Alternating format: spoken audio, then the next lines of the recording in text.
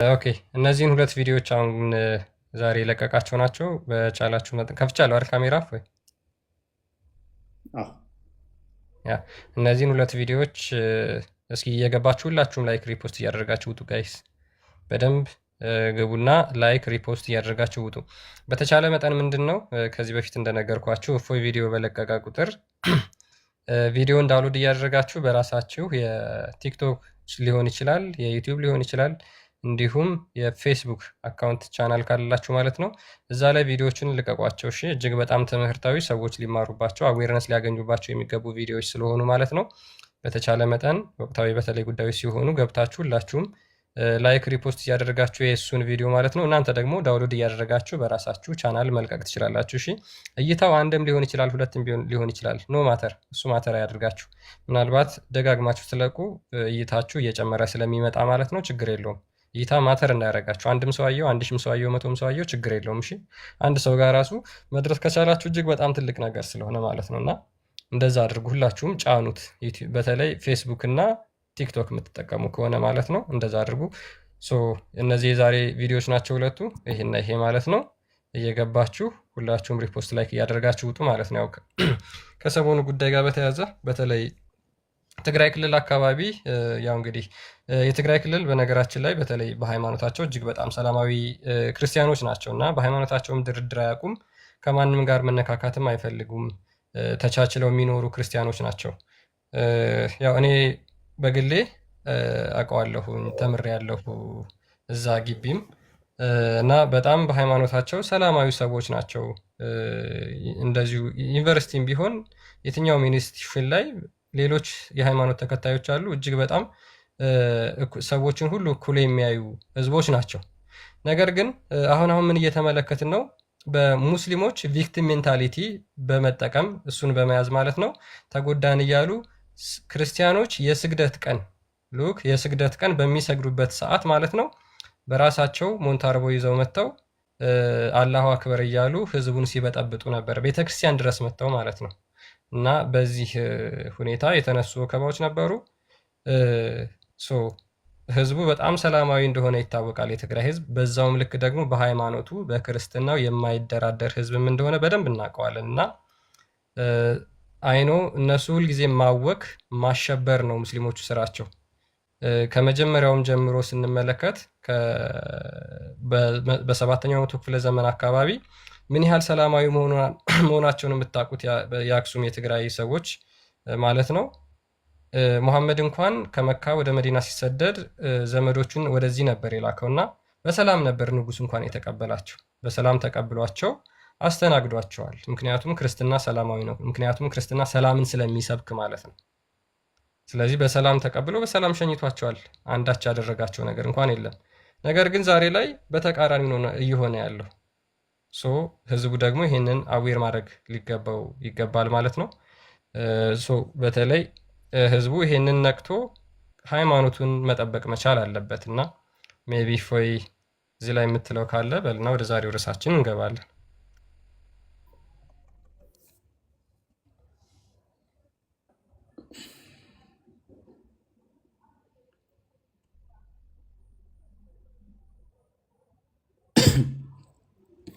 ያ ክርስቲያን አንስቶታል አብዛኛውን ፓርቱን። ምንድነው እሱ አርሲ ላይ የሚካሄዱ ኦርቶዶክስን የማጽዳት ዲሞግራፊውን መቀየር ስራ በተደጋጋሚ ይሰራል። ይሄንን እስቲ አሁን ቴስት እናድርገው። ትግራይ ላይ ነው።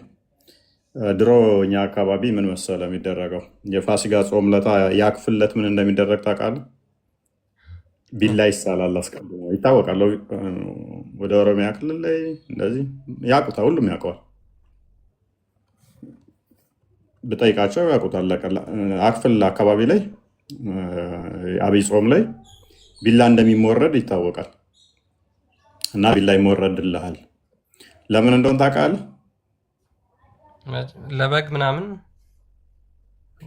ሙስሊሞቹ እኮ ናቸው የሚያዘጋጁት። ኦ ማይ ጋድ ለበግ ይለኛል እንዴ? ሊያርድልህ ነው። ለነገሩ አሁን እኛ ክርስቶስ በጎይ ስለሆነን ጅማ አታስታውስም እንዴ? ጅማ መቱ ወደ እንትን አጋሮ የሚካሄዱትን ታሪኮች አታውቃቸውም ማለት ነው። ያኔ እና በዛ ሰዓት አክቹዋሊ ብዙ አዌር አልነበርኩም። ኦኬ አርሲ ወደ ሮቤ እነዚህ ጥሩ አድርገው እያጸዱት ነው እና ቢላ ያዘጋጃሉ። አሁን ላይ ቢላው ቀርቶ ወደ ሽጉጥና መሳሪያ ስለተቀየረ ድሮ ላይ ቢላ ነበረ።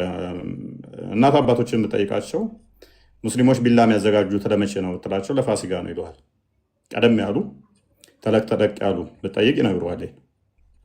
የአሁኑ ትውልድ ብዙም ባያውቀውም በደንብ ይነግረዋል ይሄንን እና ሞሮፍ የሚዘጋጁት ደግሞ ለምንድን ነው? ልክ ጾመ ፋሲካ ስጨርስ ማክፈያው ላይ ክርስቲያኑ ይደከማል ብለው ነው የሚያስቡት። አቅም ይዝላል እና ያኔ ነው የሚጀምሩት። ይህንን ያኔ ይጀምሩታል። እንደዚህ አይነት አካሄድ ማለት ነው። ጠይቁ፣ እንደዚህ አይነት ነገሮችን ጠይቁ፣ ይነግሯችኋል። ቀደምት ተለቅ ተለቅ ያሉ ሰዎችን ጠይቋቸው፣ ያስረዷችኋል ይህንን እና አክፍል ላይ ብዙ ድምፅ የለም እንዴ? አልሰማም? ይሰማል። ጥሩ ነው። ከስራ የእነሱ ይሆናል። አንድ ሰው ነው ያለው፣ ችግር የለው፣ ኖርማል ነው።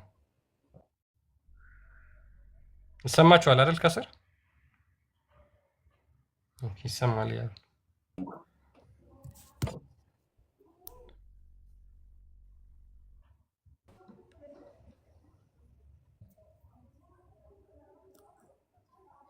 የኔ ይሰማሃል? አንተ ይሰማል፣ ለእኔ ይሰማል። ኖርማል ነው። ኦኬ። እና ቢላ በደንብ ነው የሚዘጋጅልህ። ኤንዌስ ክርስቲያኑ ይደክማል ተብሎ ስለሚታሰብ ማለት ነው። እና አሁንም አክሱም ላይም የተካሄደችው ያችው የድሮ ያለፈባትን ድራማ ነው ስቲል ላይ ሊያጫውቱት የሞከሩት። በስግደት አስበዋል። የስግደት ዕለት ጠብቀ እንግዲህ የእነሱም ጾም ነበር፣ የእኛም ጾም ነበረ። የእኛ 2 ወር ሙሉ ልክ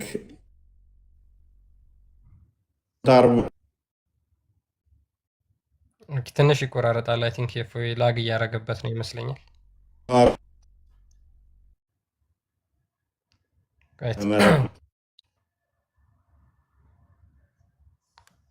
አይ ቲንክ ላግ እያደረገ ነው መሰለኝ የፎይ።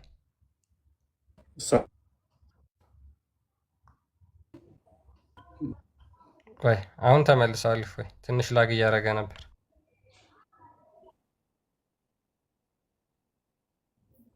ኦኬ 2 ወር ጾምን ጠብቀህ የስግደት ዕለት ጠብቀህ እንግዲህ አላሁ አክበር እያልክ ሰጋጁ ላይ መረበሽ ታርጌቷ ምን እንደሆነ ይታወቃል። ዓላማው ምን እንደሆነ ይታወቃል። የስግደት ዕለት ጠብቀህ ህማማቷን ትጠብቅና ስግደት ቀን ዋናውን ጠብቀህ የዛን ዕለት ሆን ብለህ የሚሰግደውን ሰው ለመረበሽ መሞከር። እኛ እኮ መንገድ እንኳን እኮ ያስለቅቁናል እኮ። ወር ሙሉ እኮ መንገድ ሳንፈልግ ሁሉ አስለቅቀውናል አለ።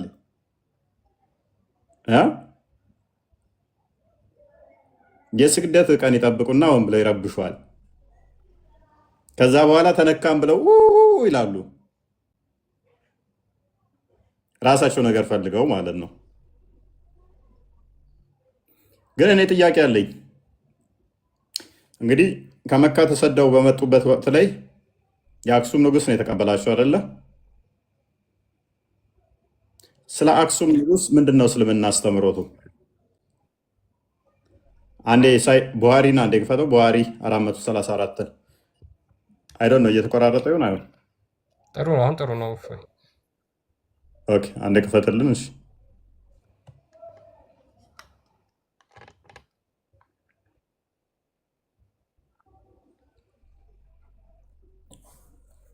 ኦኬ እችን አዲስ እስቲ እንፈስራት አንብባትና።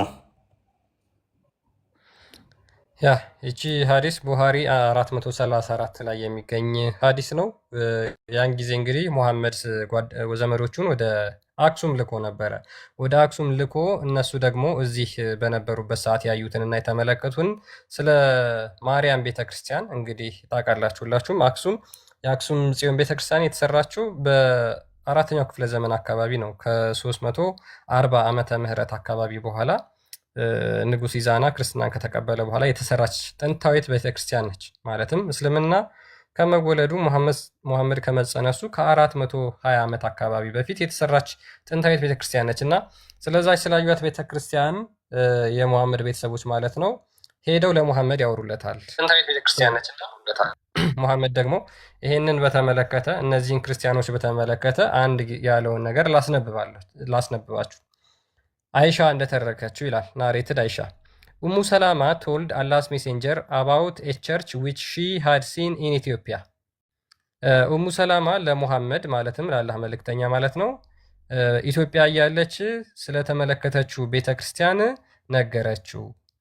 ኤንድ ዊች ዋዝ ኮልድ ማሪያ ማን ስለምትባል ማርያም ቤተክርስቲያን ስለምትባል። ሺ ቶልድ ሂም አባውት ዘ ፒክቸር ዊች ሺ ሃድ ሲን ኢት ውስጡም ቤተክርስቲያን ውስጥ ማለት ነው ስላሉት ስዕላት ነገረችው ስለተመለከተችው ማለት ነው። አላስ ሜሴንጀር ሴድ የአላህ መልእክተኛም እንደዚህ አለ ኢፍ ኤኒ ራይቸስ ፒየስ ማን ዳይስ አማንግ ዘም they would build a place of worship at his grave and make this picture in it። ምን አለ ከዛ ሙሐመድ የነገረችውን ነገር ከሰማ በኋላ ከነሱ አንድ ቅዱስ ሰው እኮ ሲሞት በእርሱ ላይ ይቀብሩትና በሱ ላይ የአምልኮ ቦታ ቤተክርስቲያን ይሰሩበታል፣ መስገጃ ቦታ ይሰሩበታል፣ በሱ ውስጥም ስዕል ያደርጉበታል ብሎ ተናገረ። አክሎ ምን አለ they are the worst creature in the sight of Allah። ከዛ ምን አለ እነሱ ከፍጥረት ሁሉ በአላህ ፊት ክፉዎች ናቸው፣ መጥፎዎች ናቸው አለ። የማን ህዝቦች? እነዛ የጥንታውያን የአክሱም ሰዎች ያች ሴትዮ አይታ ስለነገረችው ማለት ነው። እንግዲህ እነዚህን ህዝቦች ነው ከፍጥረት ሁሉ ክፎች ያለው ማለት ነው። ይሄ ነው እንግዲህ ሙሐመድ ህዝቡ ላይ የነበረው ነገር የነበረው ጥላቻ በአጭሩ በዚህ ሀዲስ ተቀምጦ ይገኛል። አንድ ሀዲስ አይደለም፣ እጅግ በጣም በርካታ ቦታዎች ላይ ተቀምጦ ሰፍሮ የሚገኝ ሀዲስ ነው። ያ እንግዲህ የሙሐመድ ተከታዮች የተቀበላቸው የአክሱም ንጉሥ ነው። እንደዛ ከሆነ ደግሞ የኖሩትም በዛው አካባቢ ነው። ከትግራይ ወጥተው አይደለም፣ ወይንም ወደ መሀል ከተማ ወደ ኦሮሚያ ወይንም ደግሞ ወደ ደቡብ አይደለም የሄዱት። የኖሩት እዛው ትግራይ ነው። ስለዚህ ሄደው የተናገሩት የማርያም ቤተክርስቲያን ውስጥ የሚገርም ስዕላቶች አሉ፣ ቤተክርስቲያኗ በጣም ታምራለች ብለው ሲሉት አክሱም ነው እንግዲህ የመጀመሪያ የተቀበላቸው። አክሱም የተቀበለቻቸው እነኛ በአክሱም ያዩትን ቤተክርስቲያን ሲናገሩ ሰማ። ታሞ እየማቀቀ ነበረ እና ምን አለ ሙሐመድ? እነሱ ከፍጥረት ሁሉ መጥፎች ናቸው አለ እና አክሱም ላይ ሄደህ አሁን የአክሱም ህዝቦች ከፍጥረት ሁሉ መጥፎ ናቸው እያልክ ታስተምራለህ ወይ ነው? አክሱም ጽዮን ጋር ሄደህ ጽዮን ማርያም ጋር ሄደህ ይሄን አዲስ ትቀራዋለህ ወይ? ታነበዋለህ ወይ? አንድ አይደለም፣ በጣም ብዙ ነው። አክቹዋሊ በቁርአንም ላይ አለ። ከፍጥረት ሁሉ ሴጣን ፍጡር ነው። አክሱማውያን እናንተ ከሴጣንም በላይ መጥፎ ናችሁ ብለህ አክሱም ማርያም ቤተክርስቲያን ጋር ሄደህ ትላለህ ወይ? ታዲያ ይህን እንዲፈቅዱልህ ትፈቅዳለህ ወይስ ይህንን ቀደህ ትጥላለህ አስቀድመህ? የማርያም ቤተክርስቲያን አክሱም ቤተክርስቲያን ማርያም ቤተክርስቲያን ያለችው አክሱም ጽዮን ነች። ታሪካዊትም ጥንታዊትም ስለሆነች እነሱ ሰዎቹ ከፍጥረት ሁሉ መጥፎዎቹ ናቸው። ስለዚህ የጥላቸው መሰረቱ ከዚህ ብቻ አይደለም። ባይዜ መሰረቱ ጥንስሱን የጠነሰሰው ሙሐመድ ነው ማለት ነው። ባጎረስኩ ተነከስኩ እንደሚባል ታሪክ መቀየር ብቻ ሳይሆን በሐሰት ነጃሺ የሚባል ንጉስ ሰለመ። ይህንኛውን ታሪክ አክቹዋሊ ሙሐመድም አያውቀውም። ሙሐመድም ሰለመ ብሎ አያምንም። አክቹዋሊ ብሎም አያውቅም አላለምም። ኤኒዌይስ ዞሮ ዞሮ ግን የታሪክ ማደፍረስና ማበላሸት የተካኑበት ስለሆነ ነቢያቸው ደግሞ በዚህ መጠን ጥላቻን ከዘራ አክሱም ጋር ሄጄ መስጊድ ሰራለሁ ወይም ደግሞ አክሱም ጋር ሄጄ አላሁ አክበር ብዬ ይህንን ቃል እናገራለሁ ማለት በራሱ ስድብ ነው። የአክሱም ጽዮን ቤተክርስቲያን አይተው እነኚህ ሰዎች ታምራለች ቤተክርስቲያኗ ብለው በመናገራቸው ከፍጥረት ሁሉ ክፉና መጥፎ ናቸው። እንዴት ነው ታዲያ አብረው ሊኖሩ የሚችሉት? ሄደስ የአክሱም ህዝቦችን አሁን ምን ልትላቸው ማለት ነው? እናንተ ከሴጣንም በላይ መጥፎች ናቸው። ባይዞ ይሄ ተብሏል። እንትና ሲለው ሰምተሃል? ቪዲዮ ሰርቼበታለሁ። የድሬዳዋ ከንቲባ ቁርአናችንም ይላቸዋል ብሎ ትንሽ አስደምጣቸው። ወይንም እነኚህ ከፍጥረታት ሁሉ መጥፎዎች ይላቸዋል ብሎ እንትኑ ሲል ሰምተዋል? አሰምቸዋለኝ። አክቹዋሊ አብዛኛው ክርስቲያኑ አያውቀውም። ሙስሊሞቹ ግን ታክቲካል ናቸው። ሲስተማቲክ በሆነ ሁኔታ ነው የሚሰሩት። የድሬዳዋው ከንቲባ አምልጦት ነው የተናገረው። ስሜታዊ ሆነው አውጧትም፣ በሚስጥር ነው የሚይዟት።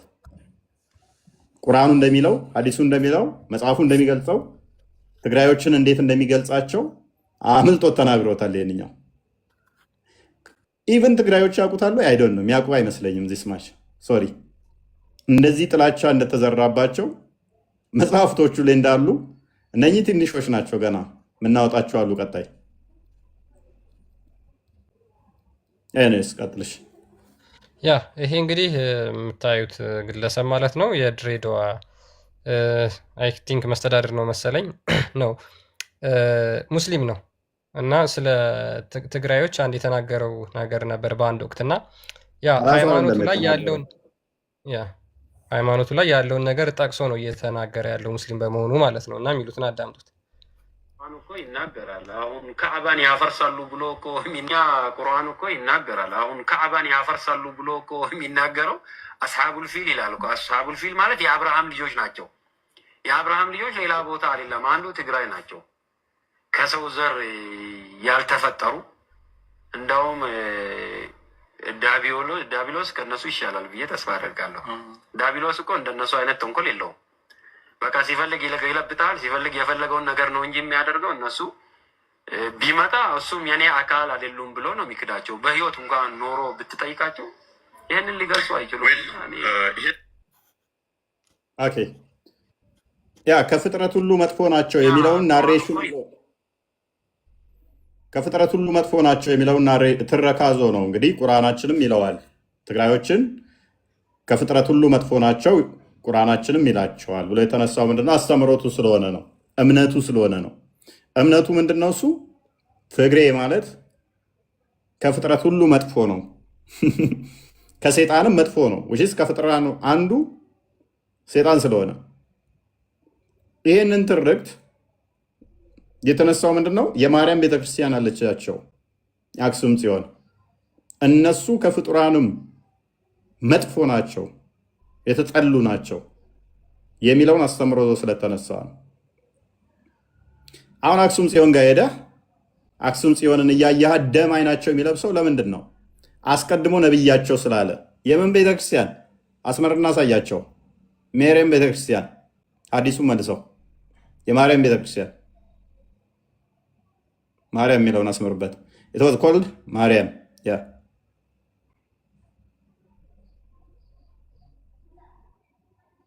የማርያም ቤተክርስቲያን አለቻችሁ። መንፈሱ የመሐመድን አስጨንቆት እኮ ነው ታውቃለህ። አክሱም ጽዮን አስጨንቀዋለች።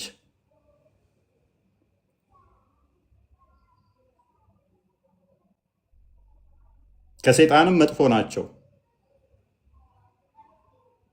ይህን አዲስ ቀደት ትጥላለህ ወይንስ አክሱም ጽዮን ጋር ሄደህ እናንተ ይቺ አክሱም ጽዮን ያለቻችሁ እነዚህ ናቸው ትላለህ? እነ ኡሙ ሰላማ እንግዲህ ኢትዮጵያ የነበሩ ናቸው። ውሽዝ አክሱም ጽዮን የነበሩ ናቸው። በስደት የመጡ ናቸው። በስደት መጥተው የቆዩ ናቸው። በስደት መጥተው ከቆዩ በኋላ ምንም እኮ መጥፎ ነገር እኮ አልተናገሩም። ወላ ቤተ ክርስቲያኒቱ ምርጥና ቆንጅዬ እንደሆነች ሲያወሩ ማሜ ቀና አለ ከጭንቅላቱ። ከዛስ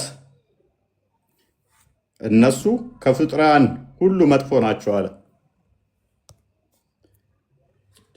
ባጎረስኩ ተነከስኩ ማለት ከዚህ በላይ አለ? ባጎረስኩ ተነከስኩ የሚል አባባል አለ ታውቃለህ? ክርስቲያን አንተ ተረከዙን አነሳብኝ ይባላል። እሱ ለዳዊት ዳዊትም የተናገረው ነው። እንትና ማን ነበር? ለይሁዳ ይሁዳ። ለይሁዳ አይሁዳ የአይሁዳ አይሁዳ ማ ይሁዳ ከሁለቱም ይሁዳ ለይሁዳ ይሁዳም ትርጉም የለውም። አንተ እኮ ያልከው አይሁዳ አይ ለይሁዳ ነው ያልኩት። ኧረ አይሁዳ ነው አይሁዳ ነው ያልከው እ? አክቹዋሊ እሺ ለይሁዳ በሚለው ነው ያዘው። ያ ስለዚህ ይሄ አካል ሁለት ዲን አንድ ቦታ ላይ አብሮ ኤግዚስት ማድረግ የለበትም ብሏል አል መሐመድ። ሁለት ሃይማኖት በአንድ ቦታ ሊኖሩ አይችሉም። እኔ የታዘዝኩት ሌላውን ላሸበር ነው ብሏል። እናንተም ተዘጋጁላቸው። ሱራ 8:61 ይክፈተው። ተዘጋጁላቸው ለማሸበር ብሏል። ለዚህ ነው ብዙ ጊዜ የማሸበርን ተልኳቸውን ለማሳካት የሚጥሩት ትንሽ ሆነው እንደ ብዙ ሆነው ለማሸበር የሚታገሉት ይሄ ትእዛዝ ስላለ ነው። ለእነርሱም ከማናቸውም ኃይልና ከታጀቡ ፈረሶች የቻላችሁትን ሁሉ በእነርሱ የአላህን ጠላትና ጠላታችሁን ሌሎችንም ከእርሱ በቀር ያሉትን የማታውቋቸውን አላህ የሚያውቋቸውን መናፍቃንን የምታሸብሩ ስትሆኑ ምን ስትሉ የምታሸብሩ ስትሆኑ አዘጋጁላቸው። ምን በሎላቸው? አዘጋጁላቸው። ባይዘ ገና ለወደፊት እኮ ነው እየተዘጋጀ መሳሪያ የምታስቀምጠው፣ ቢላ እየመወረድክ ማለት ነው፣ ወደፊት ለማሸበር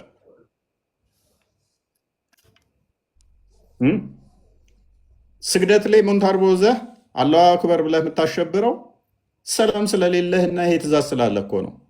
ተዘጋጁላቸው እንዲህ እያሸበራችኋቸው የሚል ትእዛዝ ስላለ ነው። ይሄ የቆመ ትእዛዝ አይደለም፣ የሚሰራ ትእዛዝ ነው። እና ትግራይን ከፍጡራን በላይ ከየትኛውን ፍጡር አላነጻጽረውም ከሴጣንም በላይ መጥፎ ናቸው እያልክ መልሶ ደግሞ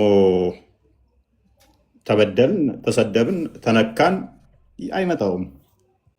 አይመጣውም። ቻይና ወድ አይደለም እስልምና ሊታከሙት የሚገባው የአይምሮ በሽታ ነው ያለችው። ወድ አይደለም እስልምና ሊታከሙት የሚገባ የአይምሮ በሽታ ነው ያለችው። ወድ አይደለም።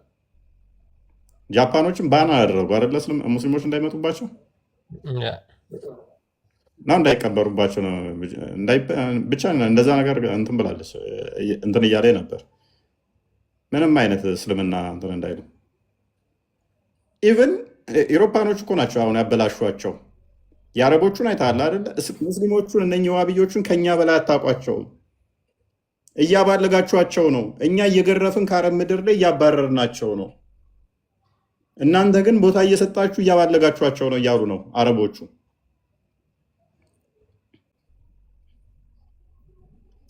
አንድ ጥያቄ ልጠይቃችሁ ክርስቲያኖች፣ የሙስሊሞችን አካሄድ በቀላሉ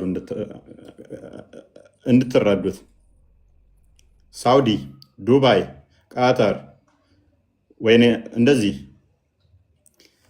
አደባባይ ላይ መንገድ ሲዘጉና ሲሰግዱ አይታችኋቸው ታውቃላችሁ? አይታችሁ ታውቃላችሁ? ሳውዲ ላይ መንገድ ዘግተው ሲሰግዱ አይታችሁ ታውቃላችሁ? ሳውዲ ነች ያለ እስልምና መሰረቱ። መዲና ላይ መንገድ ዘግተው ሲሰግዱ አይታችሁ ታውቃላችሁ?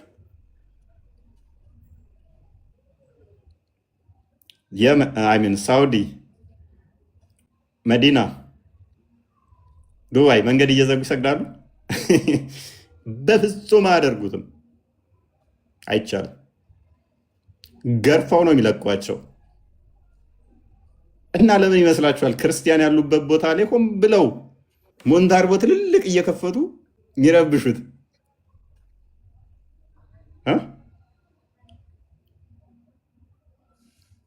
ለእነ አሜሪካ ሲያስተላልፉ ባለፈው ሰምታችኋል። እኛ እናውቃቸዋለን፣ እናንተ አታውቋቸውም። እኛ ገርፈን ከዚህ እያባረርናቸው ነው። እናንተ ግን ሰብአዊ መብት እያላችሁ ቦታ እየሰጣችኋቸው ነው እያሉ ማለት ነው። ራሳቸው አረቦቹ አታውቋቸውም፣ እስልምናውን ወይን አልተረዳችሁትም ማለት ነው። እዚህ እኛ ጋር አሸግረውን ገርፈን እያባረርናቸው ነው። የዋብያውን ሴክት በተለይ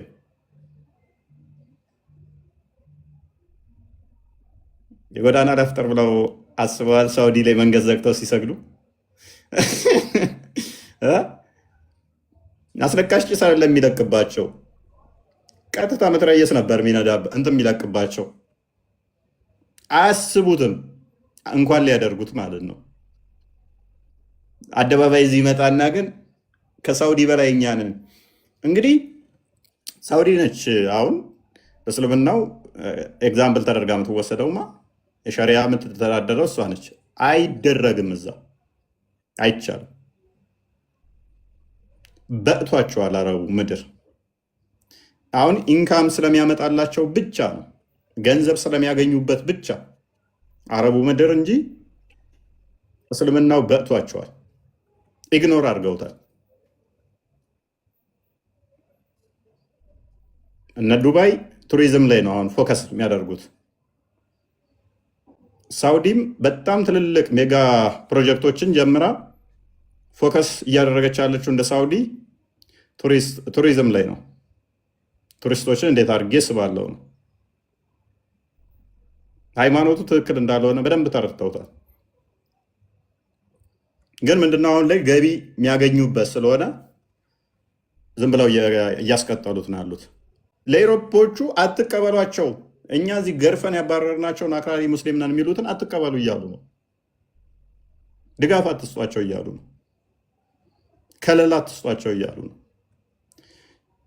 እነሱ ጋር ይኸው ቼክ አድርጉ። በቃ ሳውዲ የምንኖሩ ቼክ አድርጉ። መንገድ ላይ ለመው የማይሰግዱት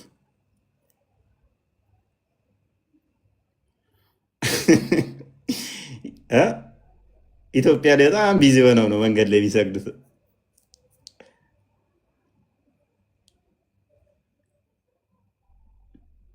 ኢትዮጵያ በጣም ቅዱስ ስለሆነች ማለት ነው።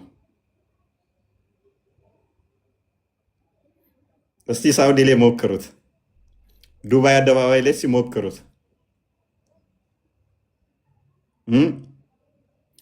ጠፍንጎ ወዲያው ጠፍሮ ይልካል። የኢትዮጵያኖቹ በተለይ የምሞክሩት ደስ ይለኛል። አደባባይ ላይ መስገድ አለብን ብላችሁ ሰብሰብ ብላችሁ ሳውዲ ያላችሁ እስቲ አደባባይ ላይ ውጡና የማዳም ቅመሞችም ሰብሰብ በሉና መንገድ ላይ ይፈቀድልን ይፈቀድ በሉና እስቲ መንገድ ላይ ስገዱ። እስቲ ሙስሊም አላችሁ እንዴ? መፍታችኋል እንዴ? መንገድ ላይ መስገድ ሌላውን ማሸበር መፍታችኋል? እስቲ ሞክሯት። እስቲ ዱባይ፣ ሳውዲ፣ ቃታር ሞክሩት። እነኚህ ሙስሊም ሀገራት አይደሉ? ባይዘ በርካታ ክርስቲያን ያለባቸው አረቡ ምድር የሙስሊም ሀገር ብቻ ነው ማለት አይደለም። በርካታ ክርስቲያኖች አሉባቸው። ከእስልምናው ወጥተው አሁን ላይ ራሳቸውን ተናግረው አደባባይ ላይ ባወጡትም በርካታ ክርስቲያኖች ነው ያሉባቸው። ኤኒዌይስ ግን አደባባይ ላይ ሌላው ዓለም ላይ ሄደው እንደዚህ የሚጨማለቁት ክርስቲያኑ ስላልነቃ ነው። ክርስቲያኑ መንቃት ስላልቻለ፣ እነሱ ደግሞ ያንን አሸብሯቸው ለማሸበር ተዘጋጁ ስለሚል የማሸበር ዓላማቸውን ታርጌት አድርገው ስለሚንቀሳቀሱ ያንን ግባቸውን ለመምታት ነው። ስለዚህ የሆነ ነገር ሲመጣ ኮሽ ያደርጉና ይላል። አርሲ ላይ በየቀኑ 50 ሰው እየገደሉ ኦርቶዶክሳውያንን በቀን 30 ሰው እያረዱ፣ ኢራን ላይ እንዲህ ተተኮሰ፣ 1 ሕፃን ሞተ፣ 2 ሕፃን ሞተ ይለዋል። እነሱ እኮ እዚህ 50 ሰው በየቀኑ ንጹህ ቤቱ የተኛን ሰው እያረዱ ነው። የአንተን ጩኸት ዳይቨርት ያደርጉና ወደዛኛው አድርገው እነሱ በደንብ ይጮሁትና የአንተን ጩኸት ይቀሙህና እንዳታለቅስም ይከለክሉሃል። አካሄዳቸው እንደዚህ ነው። ከዛ አንተን በእነሱ ዓላማ ውስጥ የማስገባት ብዙ አዋቂ ስላለ ደግሞ ይከተላቸዋል። በዚህ በእንትናቸው ውስጥ እነሱ ኮረጆ ውስጥ ይገባና በደንብ አብዝተው ሲጮሁ አንደኛው ፈርቶ ይከተላቸዋል። አንዳንዱ ደግሞ በደንብ የተጮኸበት ሁሉ መረጃ ያለው መስሎት ይከተላቸዋል።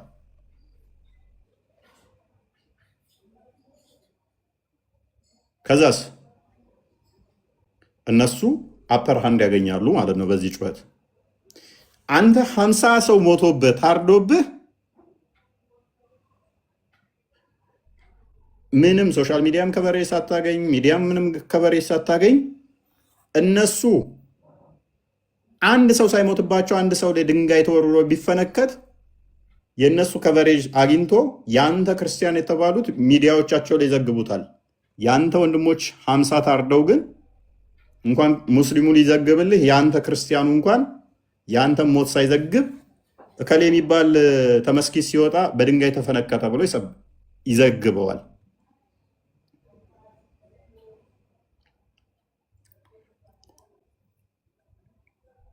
ምክንያት የማሸበር ተሰጥኦ ስላላቸው ተናበው ስለሚሰሩ ለማሸበር ማለት ነው። የኛው ደግሞ በዛ ሽብር ውስጥ ፈርቶ የነሱን የሚያራግብ አንድ፣ ለመወደድ የሚያራግብ ሁለት፣ የተራገበ ነገር ሁሉ እውነት መስሎት አብሮ የሚያራግብ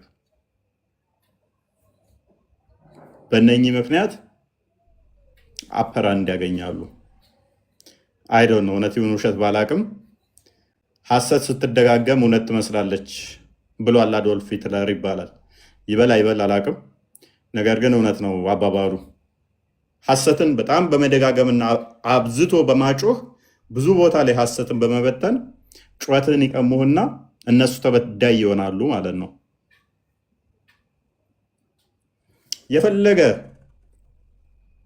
የፈለገ ነገር ቢሆን አንተ 50 ሰው ሞቶብህ እነሱ አንድ ሰው ስለተፈነከተው ግድ ይላቸዋል እንጂ ስለ አንተ 50 ሰው መገደል ግድ አይላቸው። ስለ አንተ 50 ሰው መታረድ ግድ አይላቸው። የፈለገ መረጃ እንደዚህ እያሳያቸው አይናቸውን በጨው አጥበው ይክዳሉ። ምክንያቱም ፖሰስ ያደረጋቸው ዴቪል በራሱ ክደትን ገንዘቡ ያደረገ ስለሆነ ከባህሪው የሚወጣው ራሱ ክደት ስለሆነ እነሱ የዛ ግብር ውጤቶች ስለሆኑ የዛ ልጆች ስለሆኑ እውነትን እንዲቀበሉ አይፈቅድላቸው። በቃ ሪፊዩት ነው የሚያደርገው። ከሐሰት ጋር ብቻ ነው ኦልዌይስ የሚስማማው። እና ምንድን ነው መላው? መፍትሄው ምንድን ነው?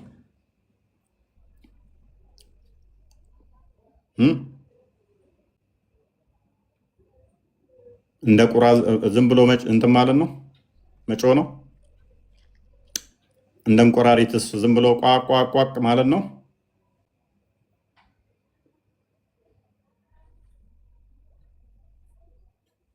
ማይጮሁ ስለ ክብራቸው ብለው ዝም ያሉ ብዙ አሳዎች አሉ ነው የሚባለው።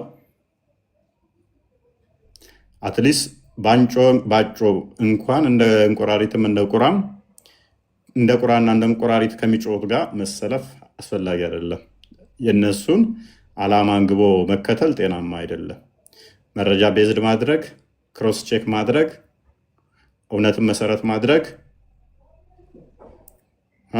ሃይማኖትን በየትኛውም ሁኔታ ላይ የሚመቱ ነገሮች ላይ አለመሳተፍ፣ ቅድሚያ ሃይማኖትን ማስቀደም፣ ይሄ ልንገነባበት የሚያስፈልገን ጉዳይ ይመስለኛል። ያም የመጣ የሄደ ሁሉ እንደ ጌታ እንደሌለው ውሸት ወይንም ደግሞ ቀድሞ የደረሰ እሸት ይመስል ማንም ይቀነጥሰን መሆን የለብንም።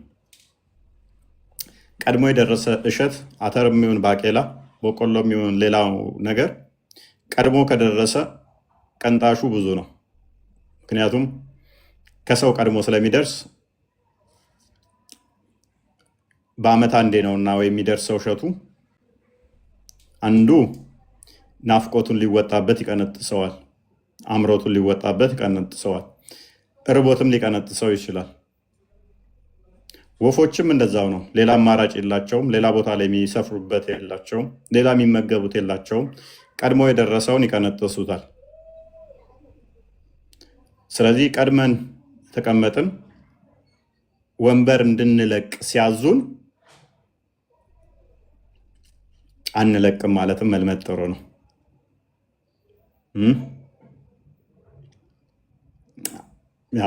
አንፌር የሆነ ተሆነ ምክንያቱም ሱራ 9:29 ላይ ተፍሲር ኢብን ከሲር ወይንም ደግሞ እንደ ኢብን ተሚያ እና ኢብን ቂያም አልጃውዚ ይህንን ክፍል ባብራሩበት ላይ ስለዚህ ጉዳይ እንትን ባሉት ላይ ምን ብለው ነው ያስቀመጡት? ክርስቲያኑ ከተቀመጠ እንኳን አንድ ሙስሊም ከመጣ ወንበሩን የመልቀቅ ግዴታ አለበት ነው ያሉት። ወንበሩን የመልቀቅ ክርስቲያኑ ግዴታ አለበት። ሙስሊም ባለበት አካባቢ ላይ ክርስቲያኑ እናቱ እንኳን ብትሞት ድምፁን ከፍ አድርጎ ማልቀስ የለበትም። ሻማ ጧፍ ማብራት የለበትም። ክርስቲያኑ ከፈለገ ሙስሊሙ ከፈለገ አዲስ ልብስ እንኳን ክርስቲያኑ ሲለብስ አውልቅ ካለው መስጠት አለበት። ሙስሊሙ በዛ አካባቢ ካለ ደውል ድምፅ ማሰማት የለበትም ቤተክርስቲያን ውስጥ፣ ምክንያቱም ደውል የሴጣን ድምፅ ነውና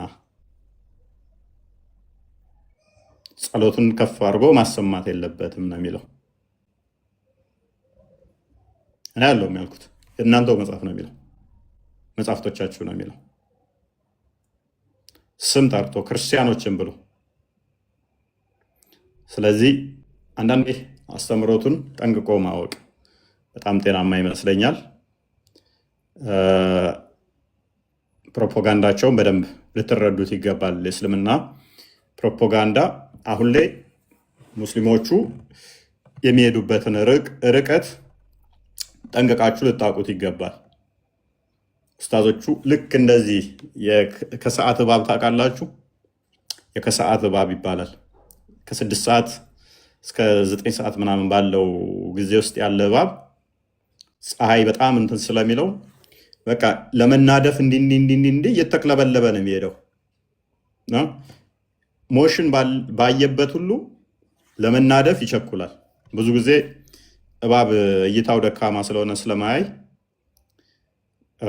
ሞሽናችሁን ነው የሚከተለው እንቅስቃሴ፣ ወይንም ደግሞ በምታደርጉት ሞሽን ነው ሊነድፋችሁ የሚችለው። ስለዚህ የተንቀሳቀሳችሁበትን እየተከተለ እንዲህ ይላል። በቃ እባብም ይነድፋችኋል።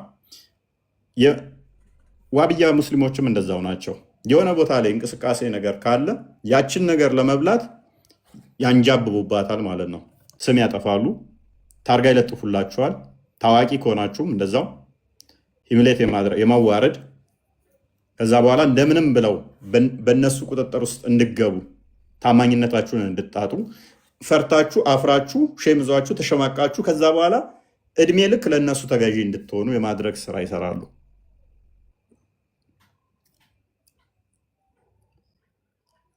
ይቅርታ እንድትጠይቋቸው ያስደርጋሉ። አሁን ዓላማቸው እንደዛ ነው።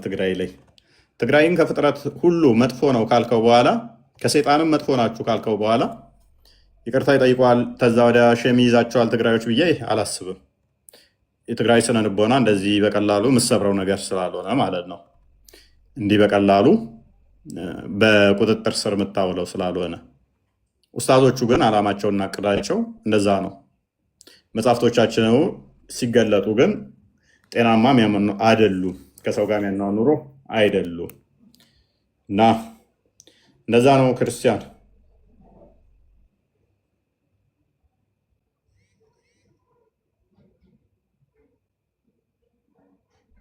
ሚዩት ነህ።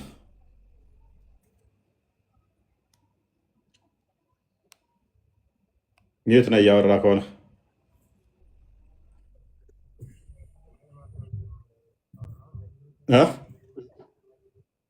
ይሰማል? አሁን ትሰማለህ? ኦኬ። ያ የነ ኢብኑ ከሲር የነ ኢብኑ ቀይም አልጃውዚ እንዲሁም ደግሞ የነ ኢብኑ ተይሚያ በክርስቲያኖች በሸሪዓ ሀገር ሲተዳደሩ ምን አይነት ህይወት መኖር አለባቸው የሚለውን ነገር አብራርተውታል። ይሄንን ወደ አማርኛ ትራንስሌት ያደረኩላችሁ ነው። ከፈለጋችሁ አረብኛውን ማሳያችኋለሁ። እና ምንድን ነው የሚለው? የመጀመሪያው በከተማችንም ውስጥም ሆነ በዙሪያዋ አዲስ ቤተክርስቲያን፣ ገዳም፣ የባህታውያን መኖሪያም ሆነ የቄሶች ጸሎት ቤት ላለመገንባት። ሉክ አዲስ ቤተክርስቲያን መስራት አይቻልም፣ ገዳም መገደም አይቻልም፣ ቄሶች ካህናት ደግሞ የሚኖሩበትንም ቤት መስራት አይቻልም፣ በሽሪያ የምትተዳደሩ ከሆነ ማለት ነው። ስለዚህ አዲስ ቤተክርስቲያን መስራት አትችሉም። እሺ፣ የፈረሱ ቤተክርስቲያኖችን ላለመጠገን፣ የፈረሱ ቤተክርስቲያኖችን መጠገን አትችሉም፣ ማደስ አይቻልም፣ በሸሪያ የምትተዳደሩበት ሀገር ከሆናችሁ ማለት ነው። እሺ፣ እንዲሁም በሙስሊሞች ሰፈር ውስጥ የሚገኙትን ላለማደስ፣ አሁን እንግዲህ አክሱም ለምሳሌ ሙስሊሞች በሸሪያ የሚተዳደሩ ቢሆን የአክሱም ጽዮን ቤተክርስቲያን እድሳት ብትፈልግ ያቺ ቤተክርስቲያን በሸሪያ የምትተዳደርበት ክልል ውስጥ ስላለች ማደስ መታደስ አይቻልም ማለት ነው። በአጭሩ በደንብ እንድትረዱት ሙስሊሞች በቤተክርስቲያኖቻችን ውስጥ በቀንም ሆነ በሌሊት እንዳያርፉ ወይም እንዳይገቡ ላለመከልከል። ስለዚህ የትኛው ሙስሊም ይመጣና ወይ ቤትህ ወይ እዛ ቤተክርስቲያን ውስጥ መጥቼ እዚህ ውስጥ ማረፍ መተኛ ትፈልጋለሁ ካለ ግዴታ ፈቃደኛ መሆን አለብህ። አክሱም ጽዮን ቤተክርስቲያን ለምሳሌ አንድ ሙስሊም በቃ ገብቼ እዚህ ውስጥ ማረፍ ፈልጋለሁ ካለ ይችላል ማለት ነው። መከልከል አይቻልም፣ በሸሪያ የምትተዳደሩ ከሆነ ማለት ነው። ለሚያልፉ መንገደኞችና ለእንግዶች እንዲመች በሮቹን ሰፊ አድርጎ መክፈት። የቤተክርስቲያንህንም ሆነ የቤትህን ጣሪያ የግድ ለሚያልፉ ሙስሊሞች መግባት ከፈለጉ በሰፊው መክፈት አለብህ። ግዴታ ነው። እሺ ምንድነው? ቃጭላችንን ወይም ደወል ማለት ነው በቤተ ክርስቲያኖቻችን ውስጥ በዝግታ እንጂ ላለማሰማት። ለምሳሌ ጸናጽል ሊሆን ይችላል፣ የቤተ ክርስቲያን ደወል ሊሆን ይችላል፣ ከበሮ ሊሆን ይችላል። በፍጹም ማሰማት አይቻልም። ሙስሊሞች መስማት የለባቸው ማለት ነው፣ በሸሪያ የሚተዳደሩ ክርስቲያኖች ከሆኑ። በቤተ ክርስቲያኖቻችን ላይ መስቀልን ላለማውጣት። መስቀል የመስቀል ምልክት የሁላችንም የክርስቲያኖች አርማ ነው አይደለ? የትኛውም ቤተክርስቲያን ላይ ሄዳችሁ የመስቀል አርማ የሌለበት ቤተክርስቲያን አለ? ክርስቲያኖች የትኛውም ቤተክርስቲያን ሄዱ፣ የመስቀል አርማ የሌለበት ቤተክርስቲያን አለ? በሩ ላይ ሊሆን ይችላል፣ ጉልላቱ ላይ ሊሆን ይችላል። የትኛውም ቦታ ላይ የመስቀል አርማ የሌለበት ቤተክርስቲያን የለም። ስለዚህ በሸሪያ የምትተዳደር ከሆነ እነዚህን ነገሮች ማድረግ አይቻልም። እሺ ሙስሊሞች ባሉበት ቦታ በጸሎትም ሆነ በንባብ ወቅት ድምፃችንን ከፍ ላለማድረግ። ለምሳሌ በሞንታርቦ በስፒከር ይለቀቃል አይደለ? የቅዳሴም ሊሆን ይችላል፣ ወንጌልም ሊሆን ይችላል፣ መዝሙርም ሊሆን ይችላል። ሙስሊሞች ባሉበት አካባቢ በሸሪያ የምትተዳደሩ ከሆነ ይህንን ማድረግ አይቻልም። እሺ በሙስሊሞች ገበያ ውስጥም መስቀልም ሆነ መጽሐፍ ይዞ ላለመውጣት። መስቀል ለምሳሌ አንገታችሁ ላይ ታደርጋላችሁ አይደለ? ክርስቲያኖች መስቀል አንገታችሁ ላይ አድርጋችሁ ነው የምትንቀሳቀሱት። ሙስሊሞች ያሉበት ቦታ ከሆነ ግን አንገት ላይ ያለውን መስቀል በጥሰህ እነሱ እንዳያዩ መሄድ አለብህ ማለት ነው። ግዴታ ነው። እነሱ መስቀሉን ማየት የለባቸው በሸሪያ የምትተዳደሩ ከሆነ ማለት ነው። ሌላ በጣም የሚገርመውን ነገር ላሳያችሁ። የፋሲካ በዓል ሰልፍ ወይም ደግሞ የሆሳዕናን በዓል ላለማክበር። ፓልም ሰንዴ የሚባለው አለ አይደለ? ሆሳዕናን ዘንባባ ይዛችሁ የምታከብሩትን ለምሳሌ አርብ ስቅለትን እየሰገዳችሁ ነበር አይደለ? እንደዛ እየሰገድክ ማክበር አችልም። ይሄ ለዛ ነው ሙስሊሞቹ ሄደው ያሸበሩት አክሱም ላይ ማለት ነው። ይሄን ነገር ስለሚያውቁ ይሄ ነገር ስለተነገራቸው እንዴት እኛ ባለንበት የትንሣኤን በዓል ያከብራሉ? እንዴት ባለንበት የመስቀልን የክርስቶስን ስቅለት መተው ይሰግዳሉ? በማለት ነው አይደለ? ሞንታርቦ ይዘው መተው ያሸበሩት። ምንጩ ምንድነው? መሰረቱ ምንድነው? እስልምና። ቀደም ያልኳችሁ ማለት ነው። ለፋሲካ ጠብቀው ቢላይ ስላሉ አላልኳችሁም? መረጃው ምን ላይ ነው ያለው? ራሳቸው መጽሐፍ ላይ ነው ያለው። ፋሲካ ማክበር የለባቸው፣ ፓልም ሰንዴን ማክበር የለባቸው። ያው መጽሐፍቶቻችሁ ቀዳችሁ ጣሉት። ታዲያ ሐዲሶቻችሁን ቁርአኑን ቀዳችሁ ጣሉት።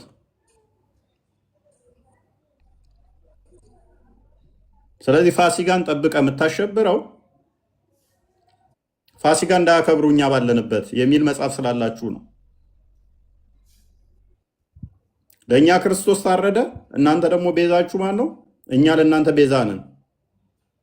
ለዛ እኛና አርደ ገነት ልገባ ማለት ነው።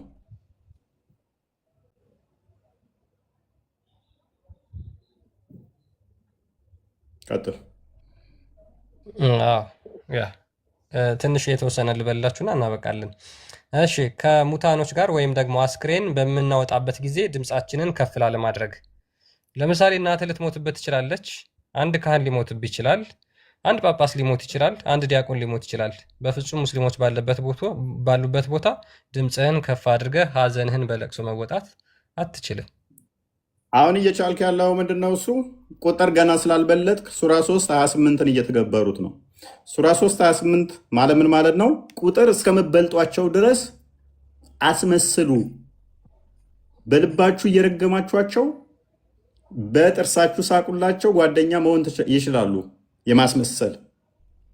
የማስመሰል ማለት ነው።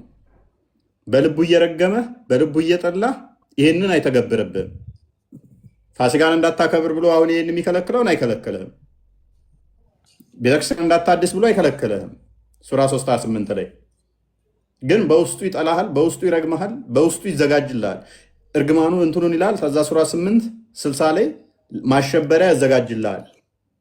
እነ አቡ ሃይደር የተናገሩት አለ። ቢላ አላችሁ ወይ? ቢላስ አዘጋጅታችኋል ያሉት አለ። ሌትራሊ መዘጋጀት ነው።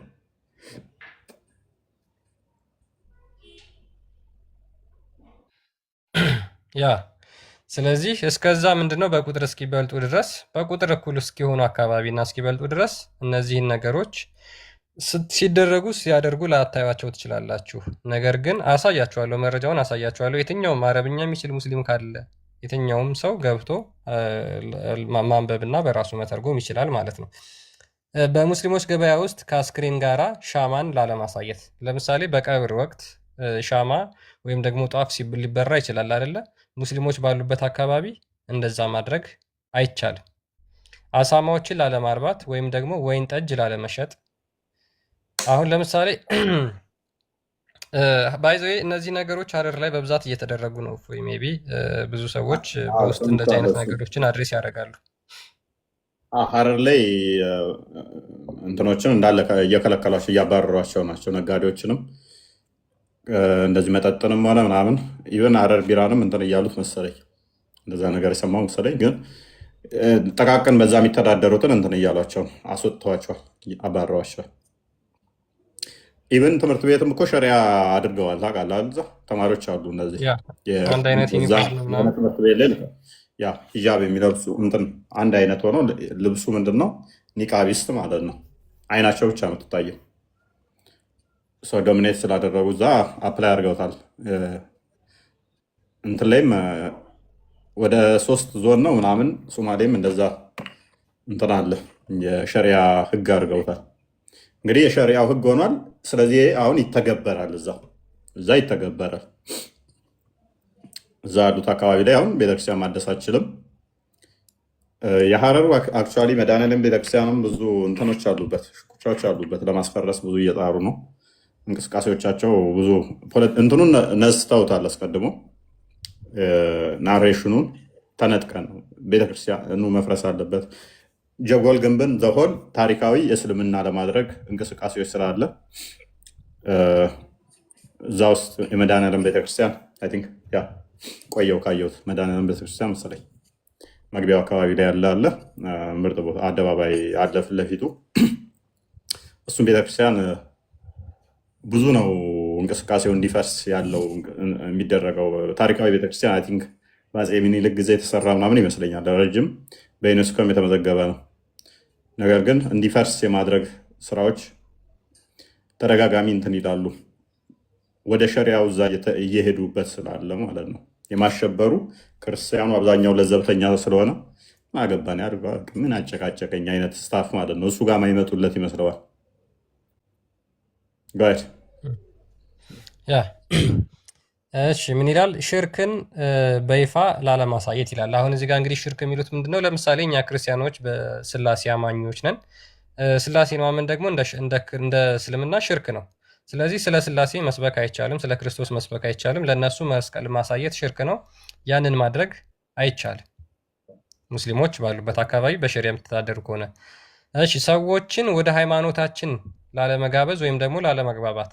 ስለዚህ ይሄን እንግዲህ እነዚህ ናቸው ክርስቲያኖቹ ከሙስሊሞቹ ጋር በሸሪያ ስለሚተዳደሩ ይሄን ቃል ኪዳን የገቡት ማለት ነው። ጭንቅ ሆኖባቸው ሰው ምንድነው? አንድ ክርስቲያን ሙስሊሞችን ወደ ክርስትና መጣራት አይችልም። ሙስሊሞች በማረኩት ባሪያ ላይ መብት ላለመጠየቅ ሙስሊሞች ለምሳሌ የክርስቲያንን ባሪያ በጦርነት ይማርኩና የባክህ ያንን ልጅ ከተማረከ ወይም ደግሞ ሚስትህ ከተማረከች የባክህ መልስልን ብለን መጠየቅ አትችልም። ሚስትህ በጂሃድ ከተማረከች በጦርነት ከተማረከች መጠየቅ አትችልም። ሚስቴ መልስልኝ ብለን ኦልሬዲ የዛ ሰው ባሪያ ስለሆነች ማለት ነው። እሺ ከዘመዶቻችን መካከል ወደ እስልምና መግባት የሚፈልግ ሰው ካለ ላለመከልከል።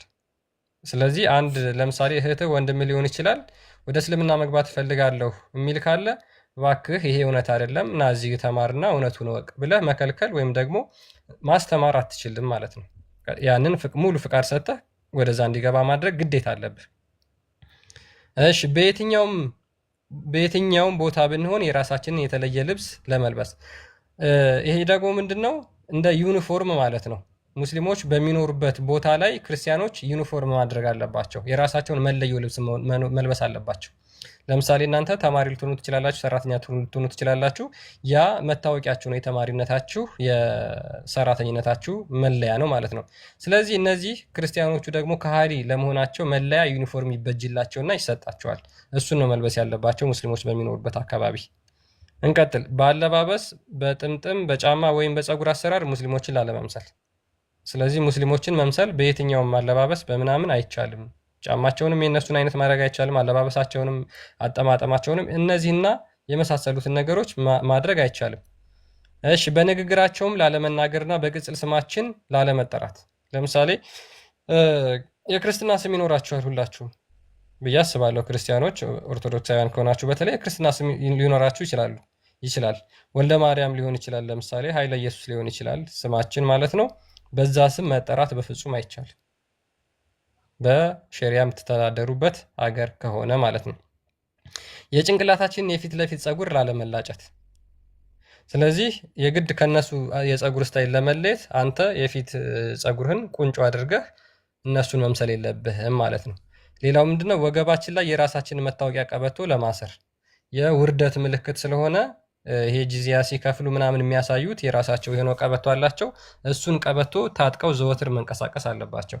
ይሄ እስልምና ነው። እንግዲህ ይሄ እስልምና ክርስቲያኖች እንዲኖሩበት እንዲተዳደሩበት የሰጠው ሕግ ነው። ይህንን ይዘው ነው እኛ ሰላም ነን፣ ክርስትና እስልምና የሰላም ሃይማኖት ነው እያሉ ክርስቲያኖችን በየቦታው ለማሸበር የሚጋጋጡት ማለት ነው። ስለዚህ ይሄ አይነት አስተሳሰብ ከማንም ጋር አያናኑራችሁ፣ ከማንም ጋር አያኗኑራችሁ። አሁን ህዝቡ የሚታለልበት በእናንተ የሚሸወድበት በእናንተ የውሸትና የሐሰት ፕሮፓጋንዳ የሚነዳበት ታይም አይደለም በፍጹም። ይሄ ኦልድ ስታይል ነው። አካሄዳችሁን ማስተካከል አትችሉም። አክቹዋሊ እናውቃለን። ምክንያቱም አስተምሮታችሁ ይሄ ስለሆነ አስተምሮታችሁ ውሸት፣ ፖለቲካ፣ ፕሮፓጋንዳ ማሸበር ስለሆነ፣ ስለዚህ ከዚህ አይነት አካሄድ ለመውጣት ብቸኛ ያላችሁ አማራጭ ምንድን ነው? ያላችሁበትን የውሸት ሃይማኖት የውሸት ትርክት ለቃችሁ መውጣት ብቻ ነው ማለት ነው። አሁን ያነበብኩላችሁ ይሄ መጽሐፍ ነው የኢብን ቀይም።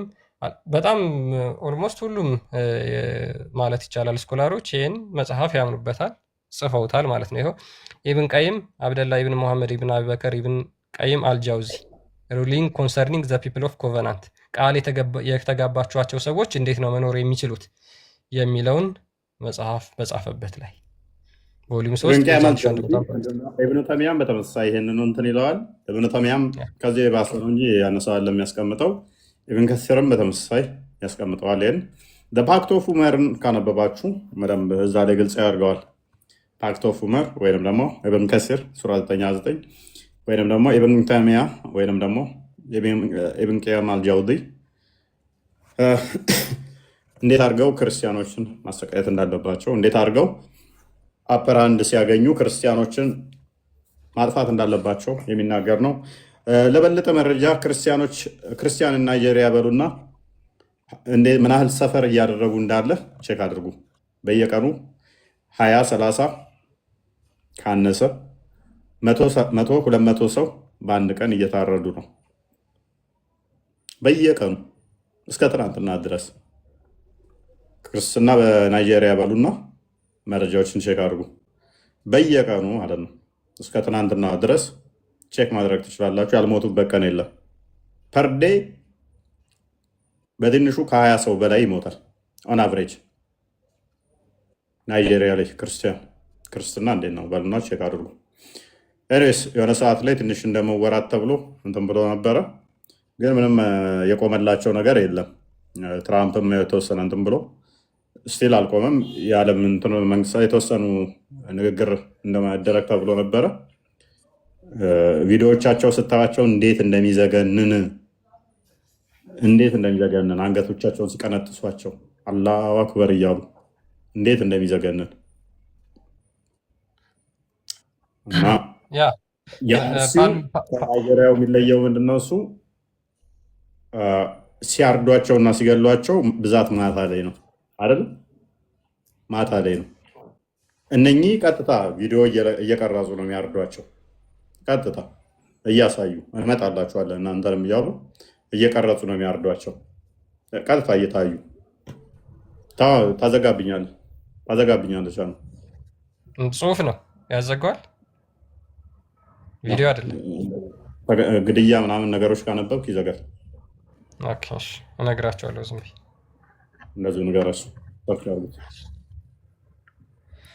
ያ 53 ክርስቲያኖች ለሆሳዕና ተገድለዋል፣ ናይጄሪያ ውስጥ ማለት ነው።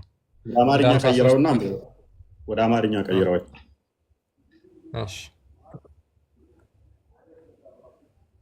ሆሳዕና ማለት እንግዲህ አሁን ማለት ነው። በቃ በየቀኑ የሚገደሉት በየቀኑ አሁን የናይጄሪያ ቆመ ነው የሚመስላችኋል? በየቀኑ 20-30 ሰው የሚታረደው ፐርዴ ማለት ነው። ደግሞ የነሱ እንዲህ ካሜራ እየቀረጹ የሚያርዷቸው ማለት ነው። አላሁ አክበር እያሉ የሚያርዳቸው እየታዩ የአዲስቶቹ እና እንትን አለ እንትኖች ስማቸውን ላለመጥራት ነው ዲቴክት ስለሚያደርገው ቲክቶኩ እዛ አካባቢ ላይ ይታወቃሉ። በቃ ምስሉን ብዙ ማታሳይ ቀጥል። ይሁን እዚህ ፊት ለፊት ያለው ነው። በናይጄሪያ የክርስቲያን ጉግል ትራንስሌት ስለሆነ ነው። በናይጄሪያ የክርስቲያን አካባቢዎች በፓልም እሁድ ፓልም ሰንዴ ማለት ነው በተፈጸሙ ጥቃቶች 53 ሰዎች ተገድለዋል። በአንድ ቀን እንግዲህ በአንድ ቀን አንተ ፓልም ሰንዴ ወይንም ደግሞ ሆሳዕናን አከብራለሁ ብለህ ስትሄድ እምሽክ ያደርገዋል።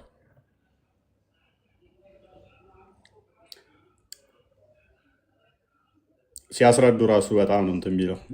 እቺ ሚስቴ ነች፣ ይሄ አባቴ ነው፣ ይሄ ወንድሜ ነው፣ እቺ እህቴ ነች፣ ይሄ ልጄ ነው፣ ታረዱብኝ። በጣም ነው የሚጨንቀው። እኔ ብቻዬን ቀረው ምናምን ሲሉ በጣም ቪዲዮቻቸው ስታያቸው በጣም ፕላስ ደግሞ እንዴት እንደሚገሏቸው ስታይ በኢየሱስ ሴጣን በቃ ትክክለኛ እየሰራበት ያለበት ዘመን። እኔስ ለማንኛውም ነቃ በሉ፣ ነቃ ደንገጥ በሉ። ይህን አልካልናችሁ ዛሬ ክርስቶስ የተነሳበት ትንሣኤን መሰረት ያደረገ የተወሰነ እንበልበት።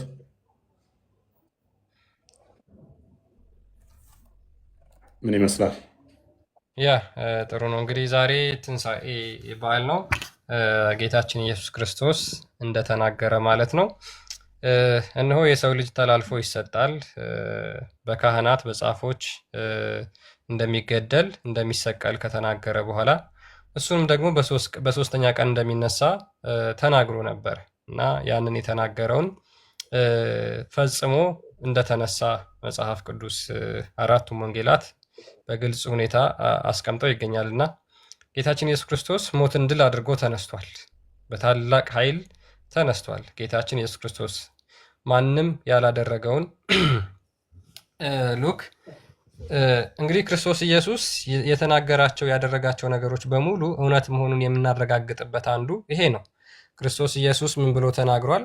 አንድ የመጽሐፍ ቅዱስ ክፍል ላንብብ እያነበብን የተወሰነም በልበትና ሙስሊሞችንም ደግሞ በተመሳሳይ ይህንን በተመለከተ የምናወራው ሀሳብ ይኖራል ማለት ነው። በማቴዎስ ወንጌል ምዕራፍ 16 ቁጥር 21 ላይ ክርስቶስ ኢየሱስ ከመሞቱ በፊት ይህንን ተናግሮ ነበር። ከዚያ ቀን ጀምሮ ኢየሱስ ወደ ኢየሩሳሌም ይሄድ ዘንድ ከሽማግሎችና ከካህናት አለቆች ከጻፎችም ብዙ መከራ ይቀበልና ይገደል ዘንድ በሦስተኛውም ቀን ይነሳ ዘንድ እንዲገባው ለደቀ መዛሙርቱ ይገልጥላቸው ጀመር ብሎ ይናገራል። ስለዚህ ክርስቶስ ኢየሱስ ከመሞቱ ከመሰቀሉ በፊት እንደሚገደል ነገር ግን በሦስተኛው ቀን ደግሞ ሞትን ድል አድርጎ እንደሚነሳ ተናግሮ ነበር። ይቀጥላል። ከዚህ በኋላ እስከሚሞትበት ሰዓት ድረስ ይህንን እየተናገረ ነበር ለሐዋርያቶቹ ማለት ነው። ክርስቶስ ኢየሱስ የተናገረውን ነገር ድል አድርጎ ተነስቷል። ሞትን ድል አድርጎ ተነስቷል። ስለዚህ ክርስቶስ ያደረጋቸው የተናገራቸው ነገር በሙሉ እውነት መሆኑን የምናረጋግጥበት ዋናው ሊባል በሚችል ደረጃ ማለት ነው መሰረቱ ሞትን ድል አድርጎ በመነሳቱ ነው። ሕያው ሆኖ በመነሳቱ ነው። ስለዚህ አራቱም ወንጌላት ክርስቶስ ኢየሱስ በመስቀል እንደሞተ፣ እንደተሰቀለ፣ እንደተቀበረም ነገር ግን ተቀብሮ እንዳልቀረ ሞትን ድል አድርጎ እንደተነሳ ይናገራሉና በግልጽ አራቱም ወንጌሎች እንደዚህ ይናገራሉ። የሐዋርያው ጳውሎስ መልእክታት 14ቱ መልእክታት ሞቱን ጠቅሶ መነሳቱንም ጠቅሶ ይናገራል። እንዲሁም ደግሞ አንደኛ ዮሐንስ፣ ሁለተኛ ዮሐንስ፣ ሶስተኛ ዮሐንስ ክርስቶስ ኢየሱስ እንደሞተ እንደተነሳ በመልእክታቶቻቸው አስፍረው ተቀምጦ ይገኛልና ሙስሊሞች ለምን አትቀበሉም? የእናንተ ኢሳስ ስለ እናንተ ኢሳስ የምትነግሩን ነገር ምንድን ነው? እንግዲህ ይሄንን ሐዋርያቶች በግልጽ አስተምረው አልፈዋል። ሐዋርያቶች ይሄንን አስተምረው አልፈዋል። የጌታ 12ቱም ደቀ መዛሙርት ይሄንን አስተምረው አልፈዋል። ወደ እናንተ ስንመጣ ደግሞ የእናንተስ ምንድን ነው የሚለውን ነገር እንፈትሻለን ማለት ነው። እፎይ እሺ፣ መልካም ጥሩ ነው። ቃል ካለ ሰላም በለን።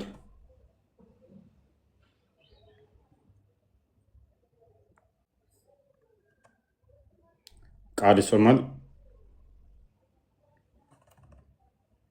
አለ የለውም? ሜይ ቢ ኔትወርክ አስቸግሮት ይሆናል። ኦኬ ከድር እንዴት ነህ?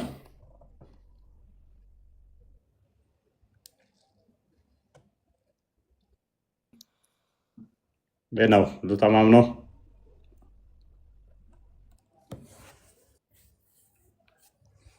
አለን ኔትወርክ ትንሽ ያስቸግራል መሰለኝ። ኦኬ የኔ ነህ አንተ?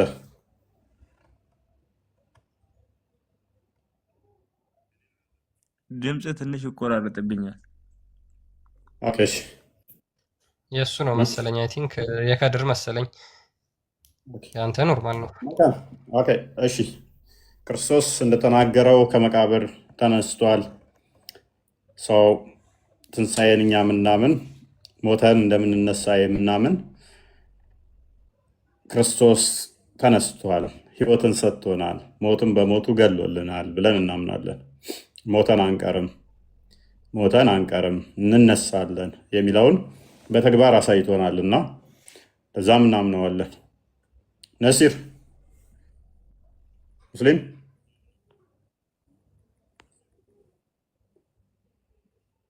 ነስር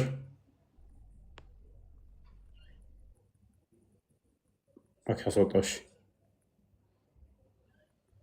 እንዳታስገባው ደግሞ።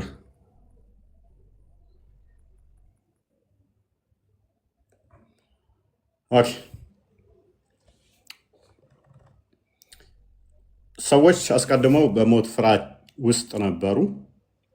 ከሞትን በኋላ እንነሳም የሚል ፍራቻ ነበራቸው። ስለዚህ ዝም ብለን መብላት መጠጣት ደግሞ ከበላን ከጠጣን እንዲሁ ሞተን እንቀራለን የሚል ነበረ እምነታቸው። ክርስቶስ ግን ሞተን እንደማንቀር እንደምንነሳ ማስተማር ብቻ ሳይሆን ያስተማረውን አድርጎ አሳየናል።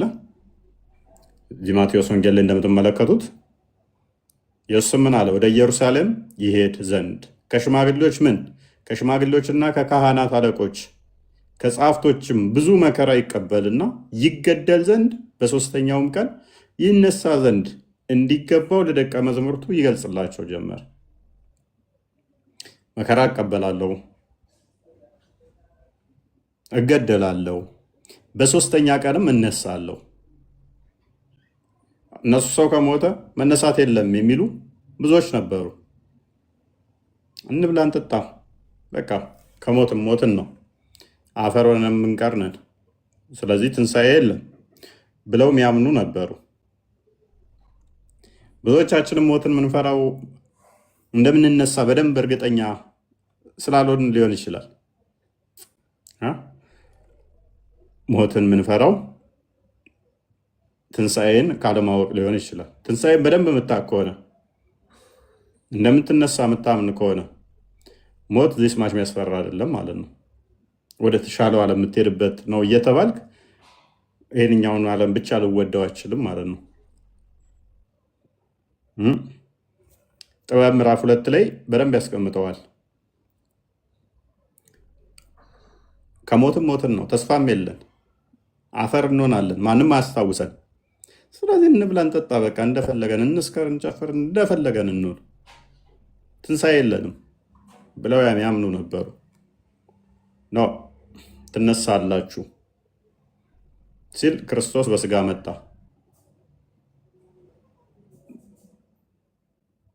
ቅዱስ ጳውሎስም ለዛ ነው ክርስቶስ ካልተነሳ እምነታችን ከንቱ ነው የሚለው። ትንሣኤ ለክርስትና የክርስቶስ ሞትና ትንሣኤ ለክርስትና ልቡ ነው፣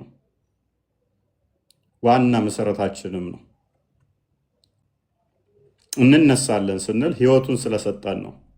ሞትን ሽሮ ህይወትን ስለሰጠን። ሞት በአዳም በኩል ገባ፣ ህይወት በክርስቶስ መጣርን። አንደኛ ቆሮንቶስ ምዕራፍ 15 በጣም ወደው ክፍል ነው፣ አንብበው። ንጽጽሩ በጣም ደስ ይላል። ጀምሮ ላንብብላቸው እስከ 15 አካባቢ። ደግሞ ከ20 ጀምሮ ጽሁፍ ይመስለኛል። ያ አንደኛ ቆሮንቶስ ምዕራፍ 15 እንግዲህ ሐዋርያው ጳውሎስ ስለ ክርስቶስ ኢየሱስ ትንሣኤ ስለ ምስክሮቹ በደንብ የተናገረበት ያብራራበት ክፍል ነውና ላንብብላችሁ። ወንድሞች ሆይ የሰበኩላችሁ ደግሞም የተቀበላችሁት በእርሱም ደግሞ የቆማችሁበት በእርሱም ደግሞ የምትድኑበትን ወንጌል አሳስባችኋለሁ አለ። ስለዚህ የሚድኑበትን ህይወት የሚያገኙበትን ወንጌል ሊነግራቸውን ሐዋርያው ጳውሎስ ከክርስቶስ ኢየሱስ የተቀበለውን ጌታ የነገረውን ጌታ የገለጸለትን ያንን ወንጌል ሊናገር ነው። ያ ደግሞ ህዝቦች፣ ሰዎች የሚድኑበት፣ ክርስቲያኖች የሚድኑበት ነው። ከዛ ውስጥ ምንድነው? ክርስቶስ ኢየሱስ ከሙታን ተነስቷል የሚለው ነው ማለት ነው። ያ የሚያድን ወንጌል ስለሆነ ምን አለ? በከንቱ ካላመናችሁ በቀር ብታስቡት በምን ቃል እንደሰበኩላችሁ አሳስባችኋለሁ። እኔ ደግሞ የተቀበልኩትን ከሁሉ በፊት አሳልፌ ሰጠኋችሁ፣ እንዲህ ብዬ መጽሐፍ እንደሚል ክርስቶስ ስለ ኃጢአታችን ሞተ ተቀበረም፣ መጽሐፍ እንደሚል በሶስተኛውም ቀን ተነሳ ብሎ ይናገራል። ቀጥለዋለሁ። ክርስቶስ ኢየሱስ አስቀድሞ ምንድን ነው? የሰው ልጅ ነፍሱን ለብዙዎች ቤዛ ሊሰጥና ሊያድን እንጂ ለሌላ አልመጣም ብሎ ክርስቶስ ኢየሱስ ይናገራል። ሰዎችን ለማዳን ራሱን ቤዛ ሊያደርግ ነበር የመጣው። ነገር ግን እሱም ደግሞ በሶስተኛው ቀን እንደሚነሳ በጣም በተደጋጋሚ ተናግሯል። ክርስቶስ ኢየሱስ በምሳሌ ነግሯቸዋል። ለምሳሌ ዮናስ በአሳ አንበሪ ሆድ ውስጥ 3 ሌሊትና 3 ቀን እንዳደረ እንዲሁም ደግሞ የሰው ልጅ በከርሰ መቃብር ውስጥ 3 ሌሊትና 3 ቀን ያድራል ብሎ ያ የዮናስን ምልክት እንኳን ተናግሮ ነበር እና ክርስቶስ ስለ ሞቱ፣ ስለ መቀበሩ፣ ስለ ትንሣኤው እንደተናገረ መጽሐፍ ቅዱስ ይናገራል። ሐዋርያውን ጳውሎስ ደግሞ ጨምሮ ይሄንን ይነግረናል ማለት ነው። እንደተነሳ መጽሐፍ እንደሚል በሶስተኛው ቀን ተነሳ፣ ለኬፋም ታየ፣ በኋላም ለ12ቱ፣ ከዚያም በኋላ ከ500 ለሚበዙ ወንድሞች በአንድ ጊዜ ታየ። ከእነርሱም የሚበዙት እስካሁን አሉ፣ አንዳንዶች ግን አንቀላፍተዋል ይልና ከዚያ በኋላ ለያዕቆብ በኋላም ለሐዋርያት ሁሉ ታየ። ያ ክርስቶስ ኢየሱስ እንግዲህ ከመቃብር በታላቅ ኃይል ከተነሳ በኋላ ከትንሣኤው በኋላ ማለት ነው ለሐዋርያቶቹ ለ40 ቀን በተለያየ አጋጣሚ ታይቶላቸዋል። በተለያየ አጋጣሚ ብርሃነ ትንሣኤውን ገልጦላቸዋል እና ያንን እየነገረን ነው። ከሁሉም በኋላ እንደ ጭንጋፍ ለመሆን ለእኔ ደግሞ ታየኛል። እዚህ ጋር ትሁቱ ሐዋርያው ጳውሎስ ትህትናውን በዚህ ልክ ነው በነገራችን ላይ የሚገልጸውና ከሁሉ በኋላ እንደ ጭንጋፍ ለመሆን ለእኔ ደግሞ ታየኝ። የሐዋርያ ሥራ ምዕራፍ 9ን ካነበባችሁ ክርስቶስ ኢየሱስ ለሐዋርያው ጳውሎስ እንዴት እንደተገለጸለት ስለሚናገር ማለት ነው። እና ክርስቶስ ኢየሱስ አናግሮት ነበር ሐዋርያው ጳውሎስን። ክርስቶስ ከትንሣኤ በኋላ ካረገ በኋላ ለሐዋርያው ጳውሎስ ደግሞ ተገልጾለት ነበር እና ያንን እየነገረን ነው። እኔ ከሐዋርያት ሁሉ የማንስ ነኝና የእግዚአብሔርን ቤተክርስቲያን ስላሳደድኩ ሐዋርያት ተብዬ ልጠራ የማይገባኝ። ተመልከቱ የሐዋርያው ጳውሎስን ትህትና ማለት ነው። አስቀድሞ እንግዲህ ክርስቲያኖችን የሚያሳድድ ቤተክርስቲያን የሚያፈርስ ነበረ። ክርስቲያኖችን በኢየሱስ ስም እንዳይናገሩ የሚናገር ነበረ፣ የሚያዛቸውም ነበረ እና ነገር ግን ጌታ ኢየሱስ ክርስቶስ ከተገለጸለት በኋላ የትንሣኤውን ብርሃን ካሳየው በኋላ በፍጹም ልቡ ታዞ ወንጌልን መስበክ ስራ አድርጎ ነበር ማለት ነው እና ያንን እየነገረን ነው። ነገር ግን በእግዚአብሔር ጸጋ የሆንኩ እኔ ነኝ፣ ለእኔም የተሰጠኝ ጸጋ ከንቱ አልነበረም። ከሁላችሁ ይልቅ ግን ደከምኩ። ዳሩ ግን ከእኔ ጋር ያለው የእግዚአብሔር ጸጋ ነው እንጂ እኔ አይደለሁም። እንግዲህስ እኔ ብሆን እነርሱም ቢሆኑ እንዲሁ እንሰብካለን፣ እንዲሁም አመናችሁ። ክርስቶስ ከሙታን እንደተነሳ የሚሰበክ ከሆነ ግን ከእናንተ አንዳንዶች ትንሣኤ ሙታን የለም እንዴት ይላሉ ይላል። እንግዲህ ትንሣኤ ሙታን የለም የሚሉ ነበሩ። አሁን አንደኛው ይሄ የአንደኛ ቆሮንቶስ የተጻፈበት ምክንያት ምንድን ነው? ክርስቲያኖች ሆነው ነገር ግን ወንጌል ተሰብኮላቸው በትንሣኤ ሙታን ያላመኑ ነበሩ። አስቀድሞ አህዛብ የነበሩ፣ አስቀድሞ ሃይማኖት የሌላቸው የነበሩ፣ ጣዖት አምላኪያንም የነበሩ፣ ነገር ግን በትንሣኤ ሙታን የማያምኑ ነበሩ እና ያን አስተሳሰባቸውን ይዘው ቀጥለው ነበረ። እሱን ሊገስጻቸው ይህን መልእክት ጽፏል። ክርስቶስ ከሙታን እንደተነሳ የሚሰበክ ከሆነ ከእናንተ አንዳንዶች ትንሣኤ ሙታን የለም እንዴት ይላሉ? ትንሣኤ ሙታን እስከሌለ ክርስቶስ አልተነሳማ። ክርስቶስ ካልተነሳ እንግዲህ ስብከታችን ከንቱ ነው፣ እምነታችን ደግሞ ከንቱ ናት። ደግሞም ክርስቶስን አስነስቶታል ብለን በእግዚአብሔር ላይ ስለመሰከርን ሐሰተኞች የእግዚአብሔር ምስክሮች ሆነን ተገኝተናል። ሙታን የማይነሱ ከሆነ እርሱ አላስነሳውም እያለ ስለ ትንሣኤ ሙታን እንዳለ ክርስቶስም እንደተነሳ እንደዚህ ይነግራቸዋል። ሙታን የማይነሱ ከሆነ ክርስቶስ አልተነሳማ። ክርስቶስ ካልተነሳ እምነታችሁ ከንቱ ናት፣ እስካሁን ድረስ በኃጢአታችሁ አላችሁ። እንግዲያስ በክርስቶስ ያንቀላፉት ደግሞ ጠፍተዋል። በዚህች ሕይወት ብቻ ክርስቶስን ተስፋ ያደረግን ከሆነ ለሰው ሁሉ ይልቅ ምስኪኖች ነን። አሁን ግን ክርስቶስ ላንቀላፉት በኩራት ሆኖ ከሙታን ተነስቷል። ሞት በሰው በኩል ስለመጣ ትንሣኤ ሙታን በሰው በኩል ሆኗል። ሁሉ በአዳም እንደሚሞቱ ሁሉ በክርስቶስ ደግሞ ሕያዋን ይሆናሉ እያለ ይናገራል። ስለዚህ አስቀድሞ ሞት በአዳም በኩል መጣ፣ ሕይወት ደግሞ በክርስቶስ በኩል ሆነ ማለት ነው። ክርስቶስ ያንን ሙታን አስቀድሞ አንቆ የያዛቸውን ሞት እሱ ደግሞ በታላቅ ኃይል ድል አድርጎ ተነስቷል። ይህንን እየተናገረ ነው። እሱ የትንሣኤያችን በኩር ነው። ከዚህ በኋላ ክርስቶስን ሞት አይዘውም። እዛው አንደኛ ቆሮንቶስ ምዕራፍ 5 አካባቢ እንደሚናገረው ማለት ነው። ቀጥሉ። ምን አልከድር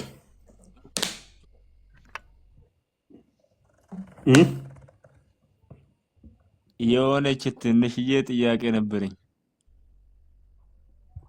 ምንድን ነው? ለምሳሌ ማለት ነው ክርስቲያን በሸፋ ታምናላችሁ አይደል? በሸፋ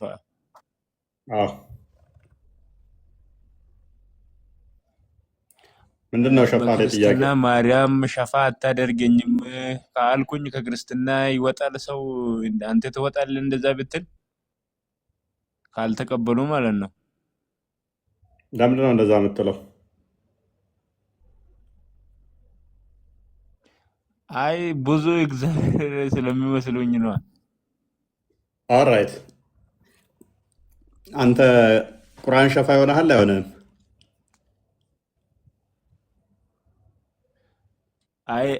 አይሆነኝም። ኦኬ፣ ጥቁሩ ድንጋይ ሸፋ ይሆናል አይሆንም? ምንም አይሆነኝም። አላህ ብቻ ነው ሸፋ የሚሆን። መሐመድ ሸፋ ይሆናል አይሆንም? የቱ ጋ ነው ሸፋ ሆናለሁ ያለ? እጅግ በጣም ብዙ ቦታ ላይ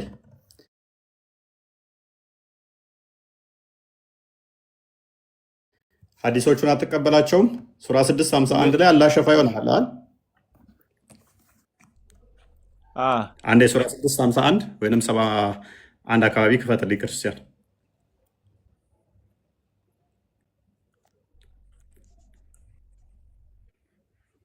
ሸፋ ማለት አማላጅ ማለት ነው። ምንድን ነው የምትሉ?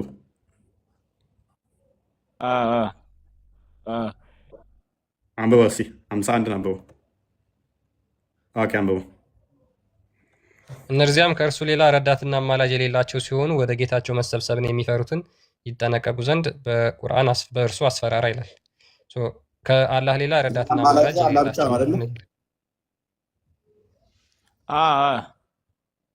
አማላጅ ማለት ምን ማለት ነው? አማላጅ ማለት በቃ ሸፋ የሚሆን ነው። ሸፋ ማለት ነው። ሸፋ የሚሆንክ ማለት ነው። አማላጅ ማለት የጭንቅ ቀን የሚያስታርቅ ከአንዱ አካል ጋር ሌላኛውን አካል የሚያስታርቅ ማለት ነው አይደል?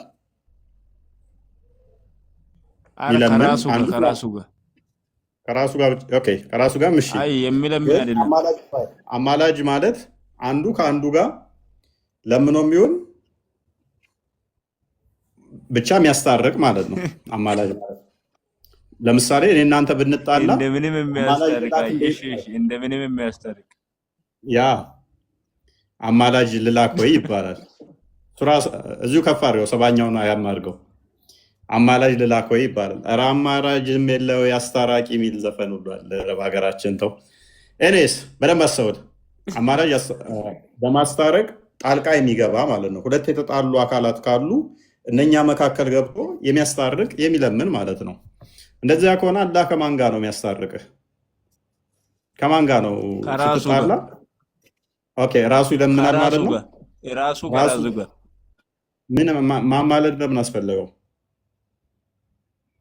ኦኬ እንደዚህ ይላል። ራሱ ከራሱ ጋር እነዚያንም በሃይማኖት ሜቢ አንብበው እስኪ። ትንሽ ለእኔ ካሜራው ይርቀኛል፣ አይኔም እሺ እየደከመች ነው። እነዚያንም በሃይማኖታቸው ጨዋታና ላገጥ አድርገው የያዙት ቅርቢቱም ሕይወት ያታለለቻቸውን ተዋቸው። በእርሱም ነፍስ በሰራችው ስራ እንዳትጠፉ አስታውስ። ለእርሱ ከአላህ ሌላ ረዳትና አማላጅ የላትም።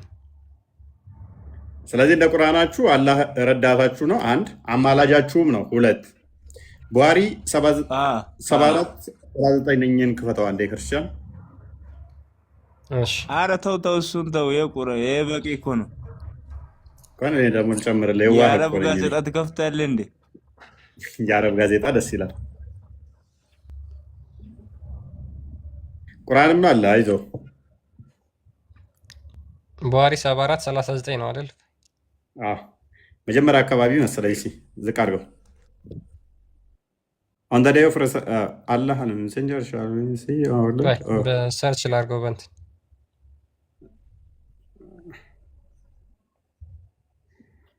ተሳስቻለሁ። ኢንተርሲ አይ ያ አመጣለሁ አላመጣልን? አንዴ እሺ ምለምለዲስ ነው ቆይ ያሳያል። ጥቁሩ ድንጋይ አይ አይደለም፣ ያው እሱ እኮ እያሳየኝ እኮ ነው። the angels the prophet what ኢንተርሲድ እንደሚያደርገው አንብበው። እሺ እሺ ምን ይላል? ደን ዘ ፕሮፌት ነቢያቶች ኤንድ ዘ ኤንጅልስ መላእክቶች ኤንድ ዘ ቢሊቨርስ ዊል ኢንተርሲድ ያማልዳሉ። ምን ከዛ ይላሉ? በኋላ የመጨረሻው ምልጃ ደግሞ የአላህ ምልጃ እንደሆነ ይናገራል። ይሄን አዲስ ትቀበላለህ አትቀበልም? አረ የራሱን ማን ነው ያወራ? የነዲስ ማን ይመስላል? ማን ትቀበለዋለህ ያራው አትቀበልም? ማን ነው? አሳየው ማን ዝም እንደሆነ። ብዬ ወረቀት ሁላ የመጣ ሊቀበል ቡሃሪ እንዴ? ነው። ቡሃሪ ነው። ቡሃሪ ቡሃሪ የት አውቀዋለሁ? ቁርአን ውስጥ ቡኻሪ የሚባል የለም፣ ቡሃሪ የሚባል የለም። ኦኬ። ስለዚህ አትቀበለውም አይደለ? እንዴ ግዴታ አይደለም መቀበል። አትቀበለውም ማለት ነው። ኦኬ። ስለዚህ ሀዲሱ ላይ ግን ምልጃ አለ አይደለ? ነቢያቶች ያማልዳሉ፣ ጥቁሩ ድንጋይ ያማልዳል፣ መላእክቶች ያማልዳሉ። አትቀበላቸውም? ቁርአን ላይ እነኝን የለም፣ ቁርአን ላይ የለም፣ ቁርአን ላይ አትቀበላቸውም? የለም እነኝን እንደዛ የሚል። አትቀበላቸውም? እነኝን እነዚህ እኮ ነብዩ አያውቃቸውም እኮ። መልካም። እሺ ሱራ 33 43 አንዴ ይፈትልኝ።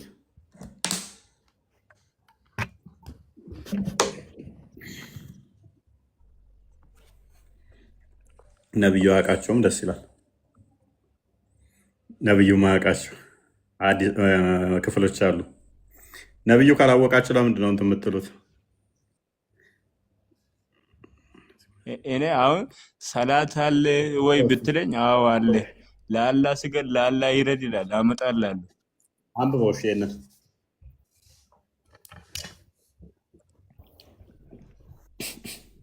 አንብበው። ክርስቲያን አንብበው። ኦኬ ላንብብለት። እሺ እርሱ ያ በእናንተ ላይ እዝነትን የሚያወርድ ነው፣ መላእክቶቹም እንደዚሁ ምሕረትን የሚለምኑላችሁ ናቸው። ከጨለማዎች ወደ ብርሃን ያወጣችሁ ዘንድ ያዝንላችኋል። ለአማኞችም በጣም አዛኝ ነው። ተቀበለዋለን።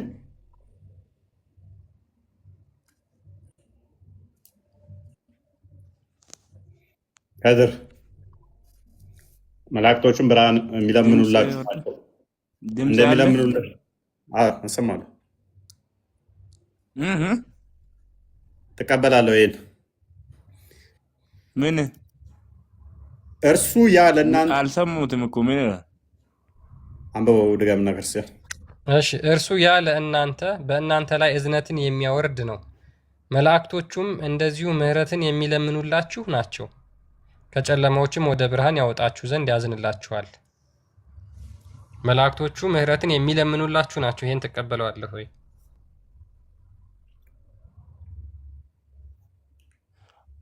አዎ አሁን ዱዓ ያደርጉልኛል ወንድሞች አይደሉ እንዴ?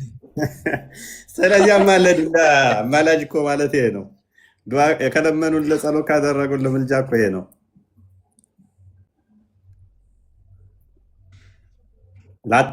ላታመልጭኝ አታሯርጭኝ። እንዴ እንደ ዋብዬዎች አይደለሁም እኔ ከበድላለሁ። አንድ ልጨምርለት። ሱራ 46 31 አንድ የክፈትለት። ድንገት ስለጠየቀኝ ነው እንጂ እኔ ከብድብሃለሁ። ተው ከድር 46 31 እሺ ላንብብለት። ያ እሺ ወገኖቻችን ሆይ የአላህን ጠሪ ተቀበሉ፣ በእርሱም እመኑ፣ ከኃጢአቶቻችሁ ለእናንተ ይምራልና ከአሳማሚ ቅጣት የሚምረው ማን ነው? ቆይ በይ አንዴ መልሰው ከድር። ወገኖቻችን ሆይ ፕሊስ ከፋር የአላህን ጠሪ ተቀበሉ። የአላህ ጠሪ ማን ነው? ጥሪ ነው። ጥሪ አይደለም። የአላህ ጥሪ ጠሪ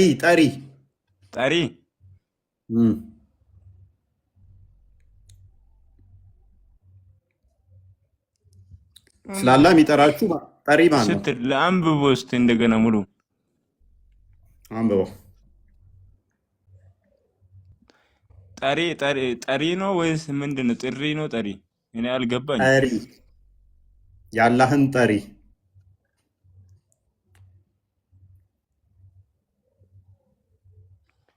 የአላህ ጥሪ ከሆነ እሱ ነው እየጠራ መሐመድም ማለት ነው።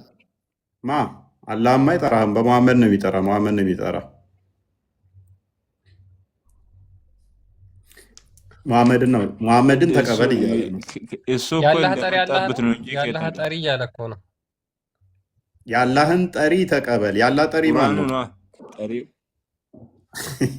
ቁርአንማ በኋላ እኮ የተጻፈው ቁርአን ራሱ አይታወቅም እኮ እና ስለዚህ ቁርአን ነው ኃጢአቱን የሚምረው ማለት ነው። ችግር የለውም። እንደዛማ በደንብ አስተውል። የአላህ ጠሪ ቁርአን ነው ወይንስ መሐመድ ነው? እንድትቀበለው የታዘዝከው ማንን ነው? እንድትቀበለው የታዘዝከው እኮ ነው እኮ የአላህን ጠሪ ተቀበለው ተብለህ የተባልከው ማንን ነው? የአላህ ጠሪ ማን ነው? የአላህ ጠሪ ማን ነው? የራሱ ነው ቁርአን። ኦኬ ቁርአን እሱ ተብሎ ይጠራል። ጾታ አለው ቁርአን ተጽፏል። ያው ተጽፎ የለ እንደ ጽሁፍ በጽሁፍ ሰፍሮ የለ እንደ ወረቀት ላይ። እሺ ቁርአን ጾታ አለው። አንተ ተብሎ እሱ ተብሎ ይጠራል ቁርአን። እሺ ተስማማው። እሺ ተስማማው። ከድር በአንተ ተስማማው። የአላህ ጠሪ ቁርአን ነው ብሎናል። እሺ ምን ይላል? የአላህን ጠሪ ተቀበሉት። ማንን? ቁርአን ነው ያላህ ጠሪ። እርሱ ቁርአን በእርሱ የተባለው በቁርአን እመኑ። እሺ በቁርአን እመኑ። ቁርአን ከኃጢአቶቻችሁ ለእናንተ ይምራልና ከአሳማሚ ቅጣትም ያድናችኋልና። ቁርአን ከኃጢአት ይምርሃል? ቃሉ የንግግሩ የአምላክ የእንትን ስለሆነ ቁርአኑ ይምርሃል።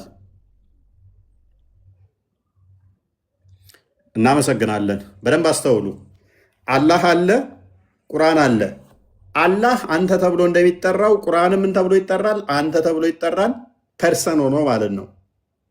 እንደገና ደግሞ ኃጢአት መማር ይችላል። አላህ አንተ ተብሎ እንደሚጠራው ሁሉ ቁርአንም ቃሉ አንተ ተብሎ ይጠራል። ፐርሰን ሆኖ ኃጢአትም ይምራል። ሃው መኒ ፐርሰን ዱ ዩ ሃቭ? ሁለት። አላህ አለ፣ ቃሉ ቁርአን አለ። ስንት አካል አላህ አለ? ስንት አካሎች አሉ? ሁለት። ሁለት አካሎች አሉት አካል ማለት ነው የለውም። የምታመልካቸው።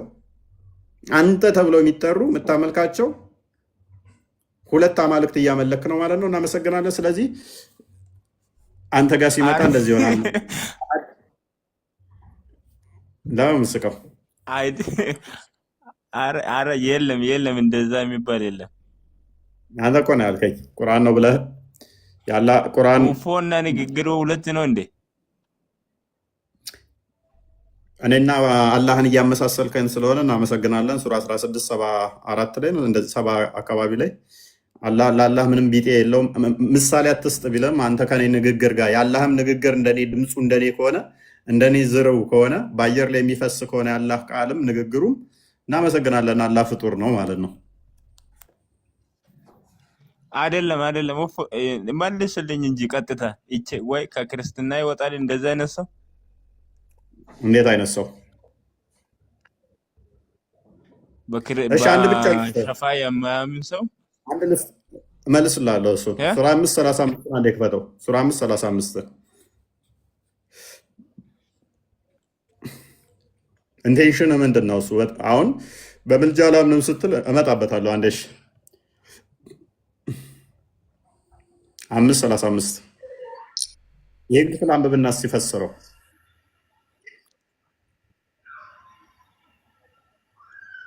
ነጃት አንድ የሚታርጊ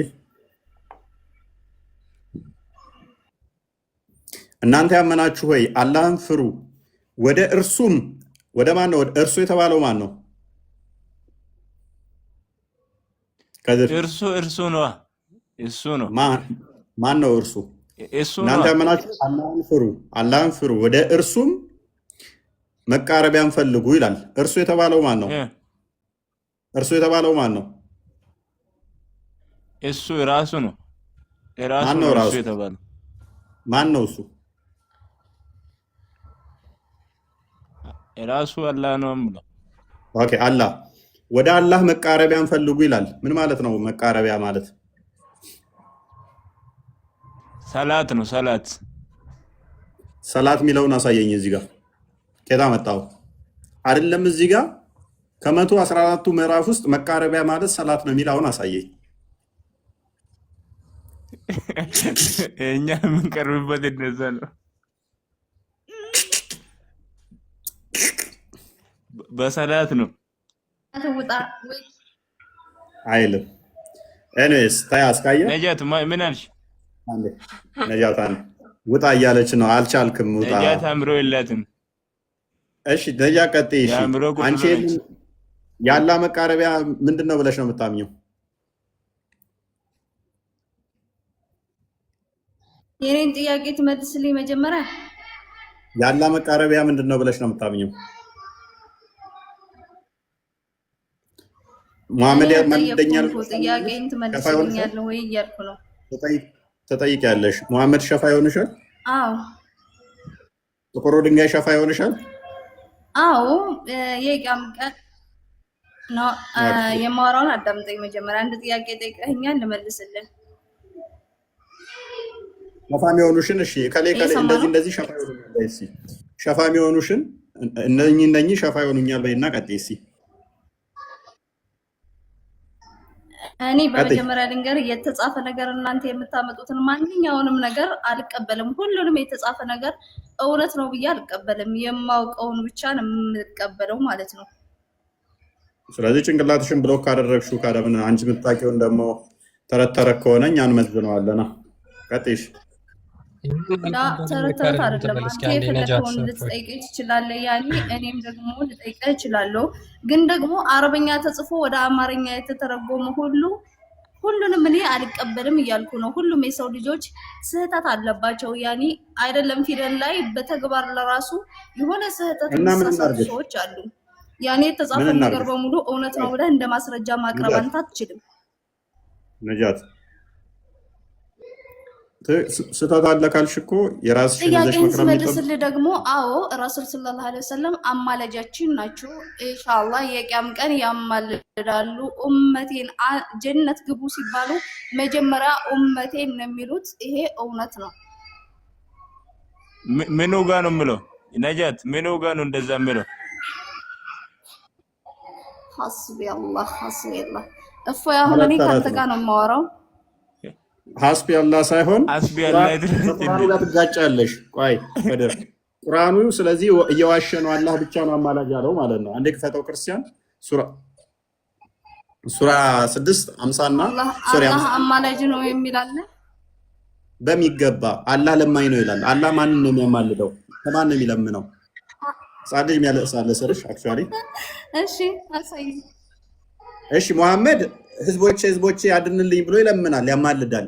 አላህስ ማንን ነው እባክህ አድንልኝ ብሎ ኢየሱስን ነው ጌታችንን ይለምናል አላህ። ይሄው እነዚያንም ከእርሱ ሌላ ረዳትና አማላጅ የሌላቸው ሲሆኑ ወደ ጌታቸው መሰብሰቢያን የሚፈሩትን ይጠነቀቁ ዘንድ በእርሱ አስፈራራ ይላል። ከማን ውጪ ረዳትና አማላጅ የሌላቸው? ከእርሱ ውጪ። እርሱ ማን ነው? አላህ። ቁጥር 7 ላይ አድርግላት።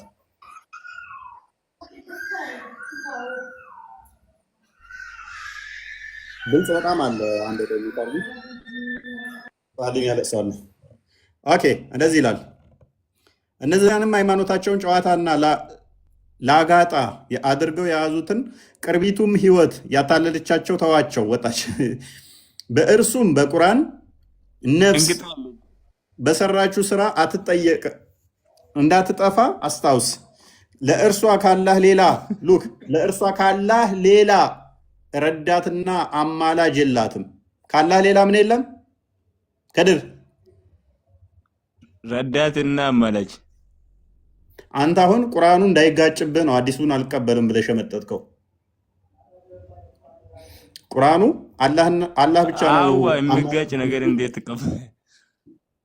ስለዚህ ባንች ኦፍ መረጃን ትክዳለህ ማለት ነው። ነብይ ተናገረ ተብሎ በቡሃሪ በሙስሊም በአቡዳውድ በአናሳይ የተለያዩ ኪታቦች ላይ ያሉት እንዳለ ውድቅ ይሆናሉ። እናመሰግናለን። ኤኒዌይስ ቅድም ባመጣሁልህ ላይ ቁርአን ላይ ሱራ 5 አልታዘዙም እንድጻፉ ተብሎ አልታዘዙም። ለዛ ነው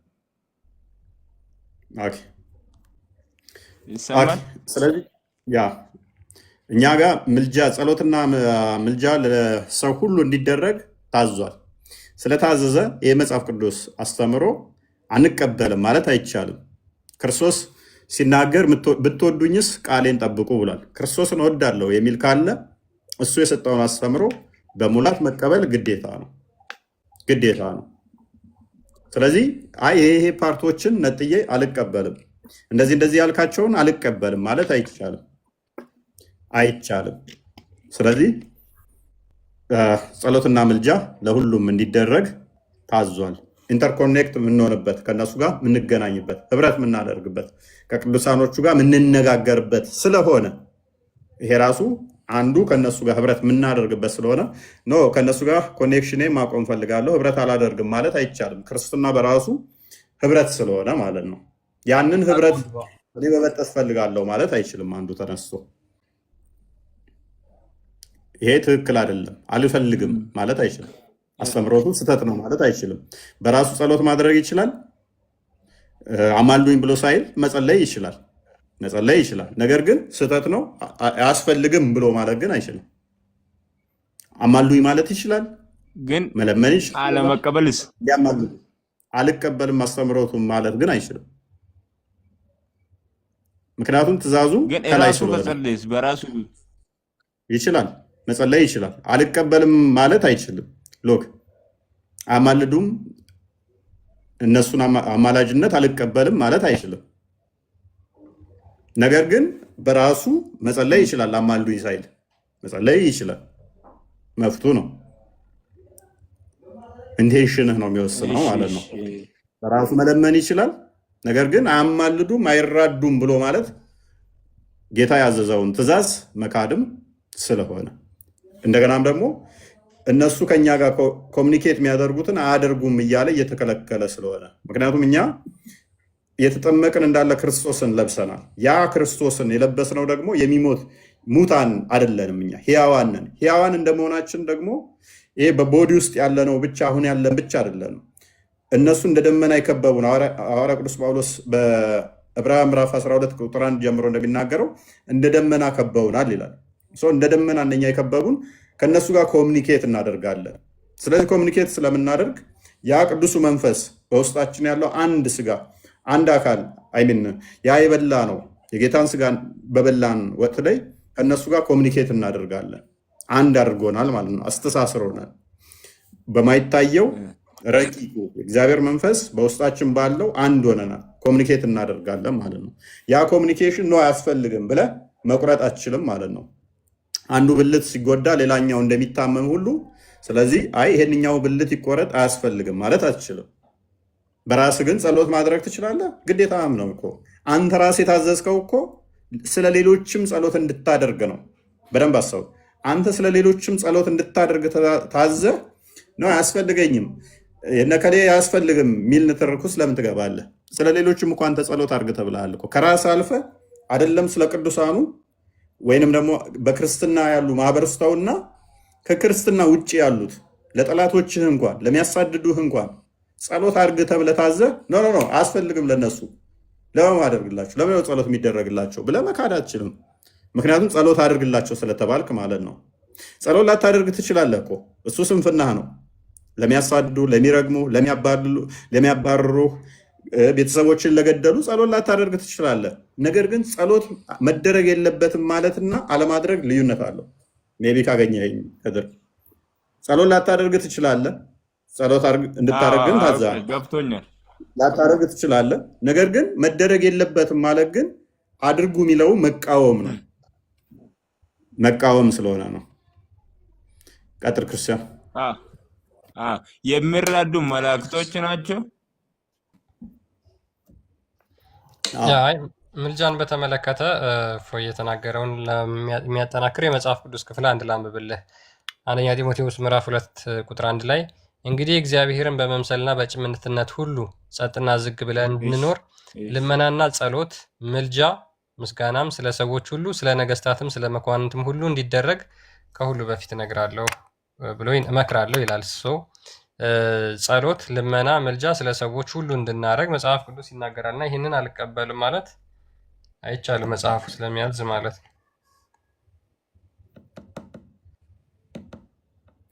ያ ወደ ቶፒኩ መልሰውና ምን ላይ ነበር ጣፋኝ? ያ ስለ ትንሣኤ ነበር እያወራን የነበረው። ሜቢ እስኪ ሐዋርያቶች እኛ ክርስቶስ ኢየሱስ ከሙታን ተነስተዋል ብለው ሰብከዋል። የኢሳስ ተከታዮች ምንድን ነበር ስብከታቸው የሚለው ሙስሊሞችን እንጠይቃቸው። እፎይ ያ የኢሳ ከሐዋርያቶቹ ሱራ 3:52 ላይ አንድ ቼክ አድርገው። ሱራ 3:52 ሱራ 111 እስከ 113 የኢሳ ደቀ መዛሙርቶች አሉ ሐዋርያቶች የሚባሉ ምንድን ነው የሰበኩት? ምን ብለው ነው ያስተማሩት? ስለ ኢሳ ምን ብለው ሰብከዋል? እሱን ብታሳዩ ነው። ቢኒ እንኳን ደህና መጣ። ቃል አለህ መጥተሃል።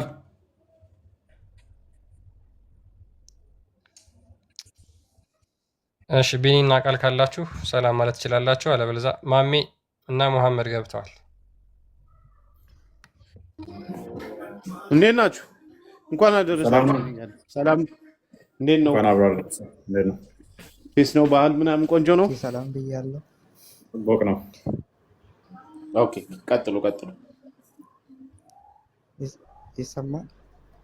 ይሰማል። ማሜ እንኳን ደህና መጣ። ኦኬ ማሜ ሳይሆን ስሜ መሐመድ ነው። ኦኬ እሺ ምንድን ነው ያልኩት? ረሳሁ። የኢሳ ሐዋርያቶች አሉ አይደለ? አይ ብራዘር፣ እኔ ጥያቄ ለመጠየቅ ነው የመጣሁት እና ለጥያቄ ዝግጁ ነህ? ትመልሳለህ? ጠይቃለሁ። አሁን እነኝን መልሱን ነው። ኦኬ እኔ መጽሐፍ ቅዱስን አነባለሁ እና ስላሴ የምለውን ቃል አላገኘውም መጽሐፍ ቅዱስ። ሰላም ነው መሐመድ። እፎይ የጠየቀህን ሰምተኸዋል? በእናንተ ኢሳ ተከታዮች ነበሩት እንዴ? አንዴ ብራዘር ምን ሆነ ነው? ጥያቄ ልጠይቅ። አንዴ በጣም ከቶፒኩ ሽፍት ስላደረግን መሐመድ አንዴ እኔ ኮንትሮል ላድርገው እዚህ ጋር ነው። ስላሴ የሚል ቃል አቶ ነው። ተውሂድን አግኝተሃል? ግን ተውሂድ የሚል ቃልን አግኝተሃል? ቁራልኝ ችግር የለውም። ችግር የለውም። ተውሂድ የሚል ቃል ቁርአን ውስጥ የለም። ችግር የለውም።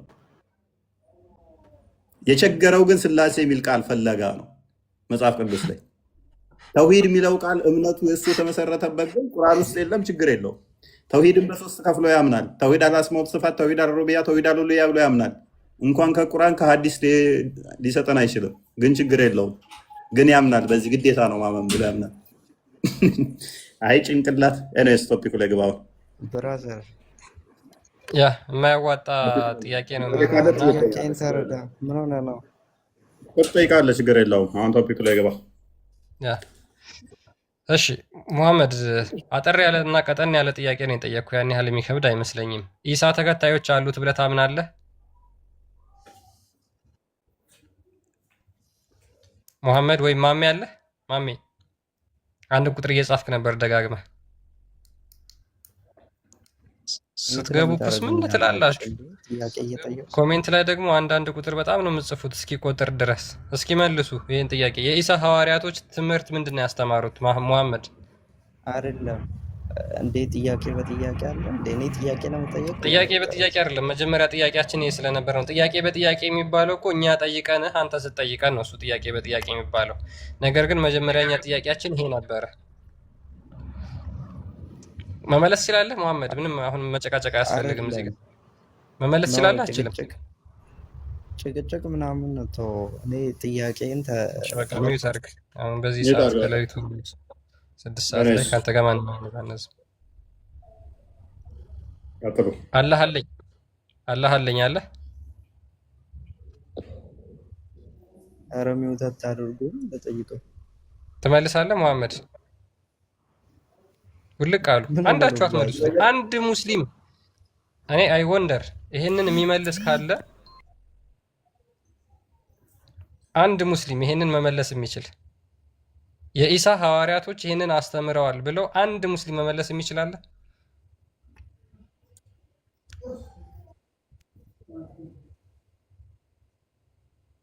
ትመልሳለህ? ልጠይቀው መጀመሪያ። እስልምና ተምረሃል? አጥንታለ? ክርስትና ነው ዛግተው የላኩ ወይስ እስልምና ነው አስተምረው የለቀቁ? ኧረ በእናትህ ምን ሆነ ነው? ማንም አላገኘም። በራሴ ፍቃድ ነው የመጣሁትና እኮ ክርስትና ነው ያስተማሩ ወይስ እስልምና ነው? ኡስታዞቼ ሳይሆን አሁን ተው፣ ስለ ኡስታዞቼ ምናምን ተው እኮ። ምንድነው ያስተማሩን ትምህርት ንገረኝ እስኪ።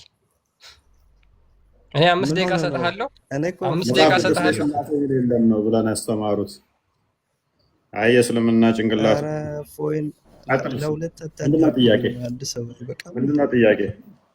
ምንድነው ጥያቄ? እንግዲህ መጀመሪያ ጠይቄ ነበረ። ያው ስላሴ እንዴት ነው የተረዳችሁት ለማለት ያክል። መልካም ኦኬ። ሚዩት አድርግ። ስላሴን እንዴት ነው የተረዳችሁት? መልካም። ስላሴን እኛ የተረዳ ነው። ስላሴ የሚል አስተምሮ ምንድን ነው እሱ የሚለውን የክርስቲያኑ አረዳድ ምንድን ነው? አብ ወልድ መንፈስ ቅዱስ እንዲህ ብለን የተረዳ ነው። አብ ወልድ መንፈስ ቅዱስ ብለን ተረዳን። አብ አባት ማለት ነው። ወልድ ልጅ ማለት ነው። መንፈስ ቅዱስ እስትንፋሰ እግዚአብሔር ማለት ነው። ታሲት እንዲህ ብለን ተረድተናል። ስለዚህ ክርስቲያኖች እኛ ስላሴ ብለን ስንል ምን እያልን ነው? አብ ወልድ መንፈስ ቅዱስ እያልን ነው። ሙስሊሞችስ ተውሂድ አልአስማኡ ወሲፋት፣ ተውሂድ አልሩቡቢያ፣ ተውሂድ አልኡሉሂያ ብላችሁ ስትሉ ምንድን ነው የተረዳችሁት? አንተ ወደ ተውሂድ ለመጣ በቃ አብ ወልድ መንፈስ ቅዱስ ማለት ነው እንዴ? ስላሴ አይደለም። ምንድን ነው እሱ? ምን ሆነ ነው? አደረግኩት በስርዓት እያናገርኩ ነው። ባይዘዌ እምነቴን እኮ ነው የነገርኩህ። ማለቴ እኔ አንድም ሶስትም የምለው ነገር ስላልገባኝ እኮ ነው። መልካም እሺ፣ ሚዩት አድርገው አሁንም። ኦኬ። ስለዚህ ምን ብዬ ነበር የነገርኩህ? ስላሴ ማለት እንዴት ነው የተረዳችሁት ላልከው አብ ወልድ መንፈስ ቅዱስ ብለን ተረድተናል። እሱም አብ ማለት አባት ማለት ነው። ወልድ ማለት ልጅ ማለት ነው። መንፈስ ቅዱስ ማለት እስትንፋሰ እግዚአብሔር ነው። ስለዚህ አምላካችን አብ ሶርስ ብለን ስንል ምን አለው? ቃል አለው። ቃሉን ምን ብለን እንጠራለን? የባህሪ ልጁ ብለን እንጠራለን። እንደገና ደግሞ አምላካችን ሕያው ነው ብለን እናምናለን። ሕያው የባህሪ ሕይወቱን ምን ብለን እንጠራለን? መንፈስ ቅዱስ ብለን እንጠራለን። አምላካችን ዲዳ አይደለም፣ ሙት አይደለም፣ ቃልና የባህሪ ሕይወት አለው ብለን እናምናለን። ስለዚህ እንደዛ ብለን እናምናለን። አንድ መለኮት አለ፣ ሶስት አካል አለ ብለን እናምናለን። በተመሳሳይ አንተ ጋር ምን ብለህ ታምናለህ? አላህ አለ፣ መንፈሱ አለ፣ ቁርአን አለ። ቃሉ ቁርአን ፍጡር አይደለም። የአላህ መንፈስ ምን እንደሆነ አታውቁትም። አላህ ደግሞ አለ። አላህ የአላህ ቃል ለምሳሌ ፍጡር አይደለም ብለህ እንደምታምነው ማለት ነው። እኔ አሁን በስርዓት እያዳመጥኩ ነው እና ስትሰድበን ዝም ብለህ ዝም ብዬ ሰደብኩ። አላህ አለ፣ አላህ ቃል የለው። ቁርአን ያላ ቃል አይደለም። ቁርአን ያላ ቃል አይደለም። አሁን ጥያቄ አትጠይቀኝ። ቁርአን ያላ ቃል ነው አይደለም? ቁርአን ያላ ቃል ነው አይደለም? ውረድ እያለህ ነው። ማን ነው ውረድ ቢላል?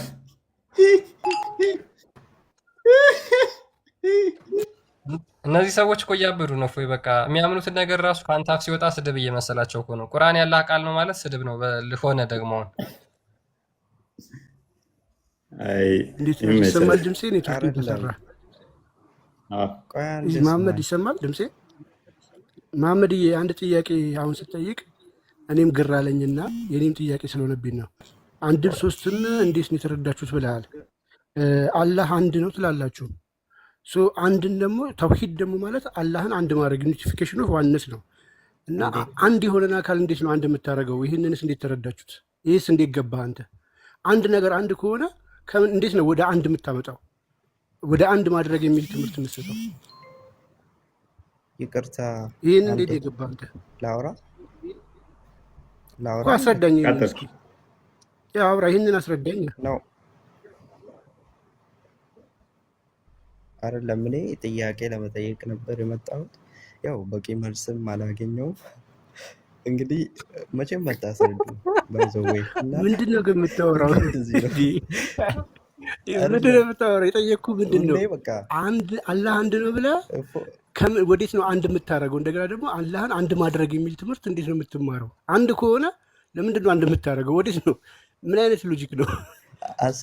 አንተ አንድ ብቻህን ሆነ እንዴት ነው አንተን ደግሞ እንደገና አንድ የሚያደርጉ? ጨፍልቀው ነው? እንዴት ነው? አልገባኝም። ቆርጠው ነው? አካፍለው ነው? ቀንሰው ነው? አስረዳኝ እስኪ። እሱን ኡስታዞቹ ያስረዱሃል ብራዘር። እና ጥያቄ በቃ ምንም ስለ እስልምና የምታውቁት ነገር የለም። እድሜ ልካችሁን ክርስትናን ይግቷቸዋል። ጥያቄ ያላችሁ ክርስትና ላይ ነው። ስለ እስልምናችሁ ውስጥ ጠየቁ፣ ግን ኡስታዝ ያውቃል። አያችሁ፣ ሙስሊሞችን አትፍረዱባቸው። እስልምናን ምንድነው የሚያስተምሯቸው? ምንድነው ክርስትናን አብክተው ጭንቅላታቸው ውስጥ ይግቷቸዋል። ስለ እስልምና ብጠይቋቸውስ ኡስታዝ ያውቃል፣ እኛ አናውቅም። ስለ ክርስትና በአንድ ደቂቃ 1000 ጥያቄ መጠየቅ ይችላል። ስለ እስልምና ግን አንድ ጥያቄ ጠይቀው 1 ደቂቃ ማውራት አይችልም። ይሄ ሙስሊም ስለ አላህ ብጠይቅ ታውቃለህ መሐመድ? ወይ አውቃለሁ ወይ አላውቅም? መሐመድ እኔ በጣም የሚያስቀኝ እኮ አሁን አንተም ፖለቲካ ልትሰበት ትሞክራለህ። ኦኬ ኦነስት ልሆንና ጭንቅላትን ለ1500 ሰው ቻሌንጅ አድርጌ ላሳያቸው። አይ ወንደር የመለስኩልህን በትክክል ከመለስክ፣ መልስ የሰጠሁህን በትክክል ራሱ ከመለስክ የፈለግከውን ጥያቄ አሁንም ደግሜ እቀበላለሁ እስከፈለግከው። እንዴት ነው ያስረዳሁህ? እስኪ ስላሴን እኔ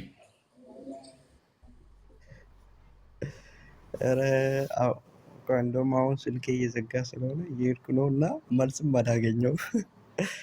እንዴት ነው ምን እኮ መልስ አላገኘሁም። ችግር የለውም። ምን ብዬ ነው የመለስኩልህ? መልሱን እኮ አንድ ሰው አላገኘውም ለማለት የመለስኩልህን እንዲህ ብለሃል ስህተት ነው ለማለት እኔ 20 ጥያቄ ሁሉ ጠይቀኝ። ከዛ በኋላ እዚሁ ቁጭ ብለህ ችግር የለብኝም። ደግሞ ለእናንተ ጥያቄ ኤኒዌይስ፣ ግን እስቲ እኔ የመለስኩትን አድሬስ አድርገው እስቲ እንዲህ ብለህ ነው የመለስከው በልና አትመልስ። እኔ እኮ ጭንቅላታችሁን በጣም ነው የምትጸየፈው። በጣም ደደብ ስለሆናችሁ ማለት ነው። ሶሪ ምንም አታውቁ ስለሆናችሁ እንደሚያውቅ አክት ስለምታደርጉ ታስቁኛላችሁ።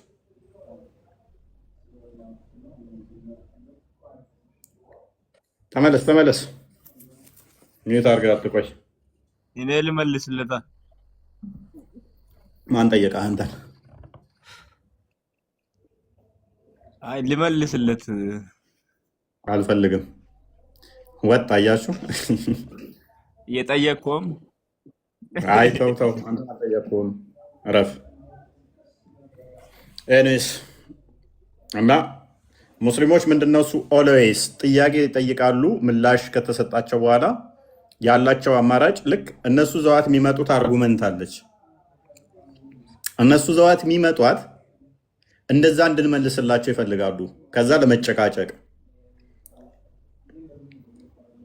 አይ ቲንክ ይሄ ነገር መቀራት ያለበት አይመስላችሁም? ክርስቲያን የእናንተን አካሄድ በልተነዋል። አሁን አመጣጣችሁን በልተነዋል። በዛም ማነሰም 3 ዓመት ቲክቶክ ላይ ቆየውኝ። 2 ዓመት አክቲቭሊ ቆየው ማለት ነው። ስለዚህ አካሄዳችሁን አውቀዋለሁ። እንዴት መመለስ እንዳለብኝም አውቀዋለሁ። የእናንተን አመጣጥ እንዴት አስቀድሜ ሳይኮሎጂካሊ አፈርሰዋለሁ። የእናንተን ጥያቄ ኢንቴንሽናችሁን ጭምር ማለት ነው። ስለዚህ እንደምትጠብቁት እንደዚህ ይመልሳል እንደዚህ ብለን እንጠይቀዋለን ብላችሁ ስትመጡ ያንን ኤክስፔክቴሽናችሁን ዜሮን ከተዋለን አስቀድመን። እንደዚህ ብሎ ይመልሳል ከዛ እንዲህ ብዬ እከራከረዋለሁ ብላችሁ እዛችሁ ትመጣላችሁ። ያንን አታገኙም እኔ ጋር ስትመጡ። ከዛ ለግራ ይገባቸዋል። እና ኦነስቱ ነው። በስርዓት መልስ ለማዳመጥ ሞክሩ። መልሱን ብቻ ሳይሆን የምንሰጣችሁ የተጫናችሁትንም አይዲዮሎጂ ሰብሬ ነው መልስ የምሰጣችሁ። ሁለቱ ነው። አይዲዮሎጂውንም አፈርሰዋለሁ ማለት ነው። ከዛ ያላችሁ አማራጭ አልተመለሰልኝም ብቻ ብለህ ራስን እንድሸውድ አደርግሃለሁ። እንደዛ ነው።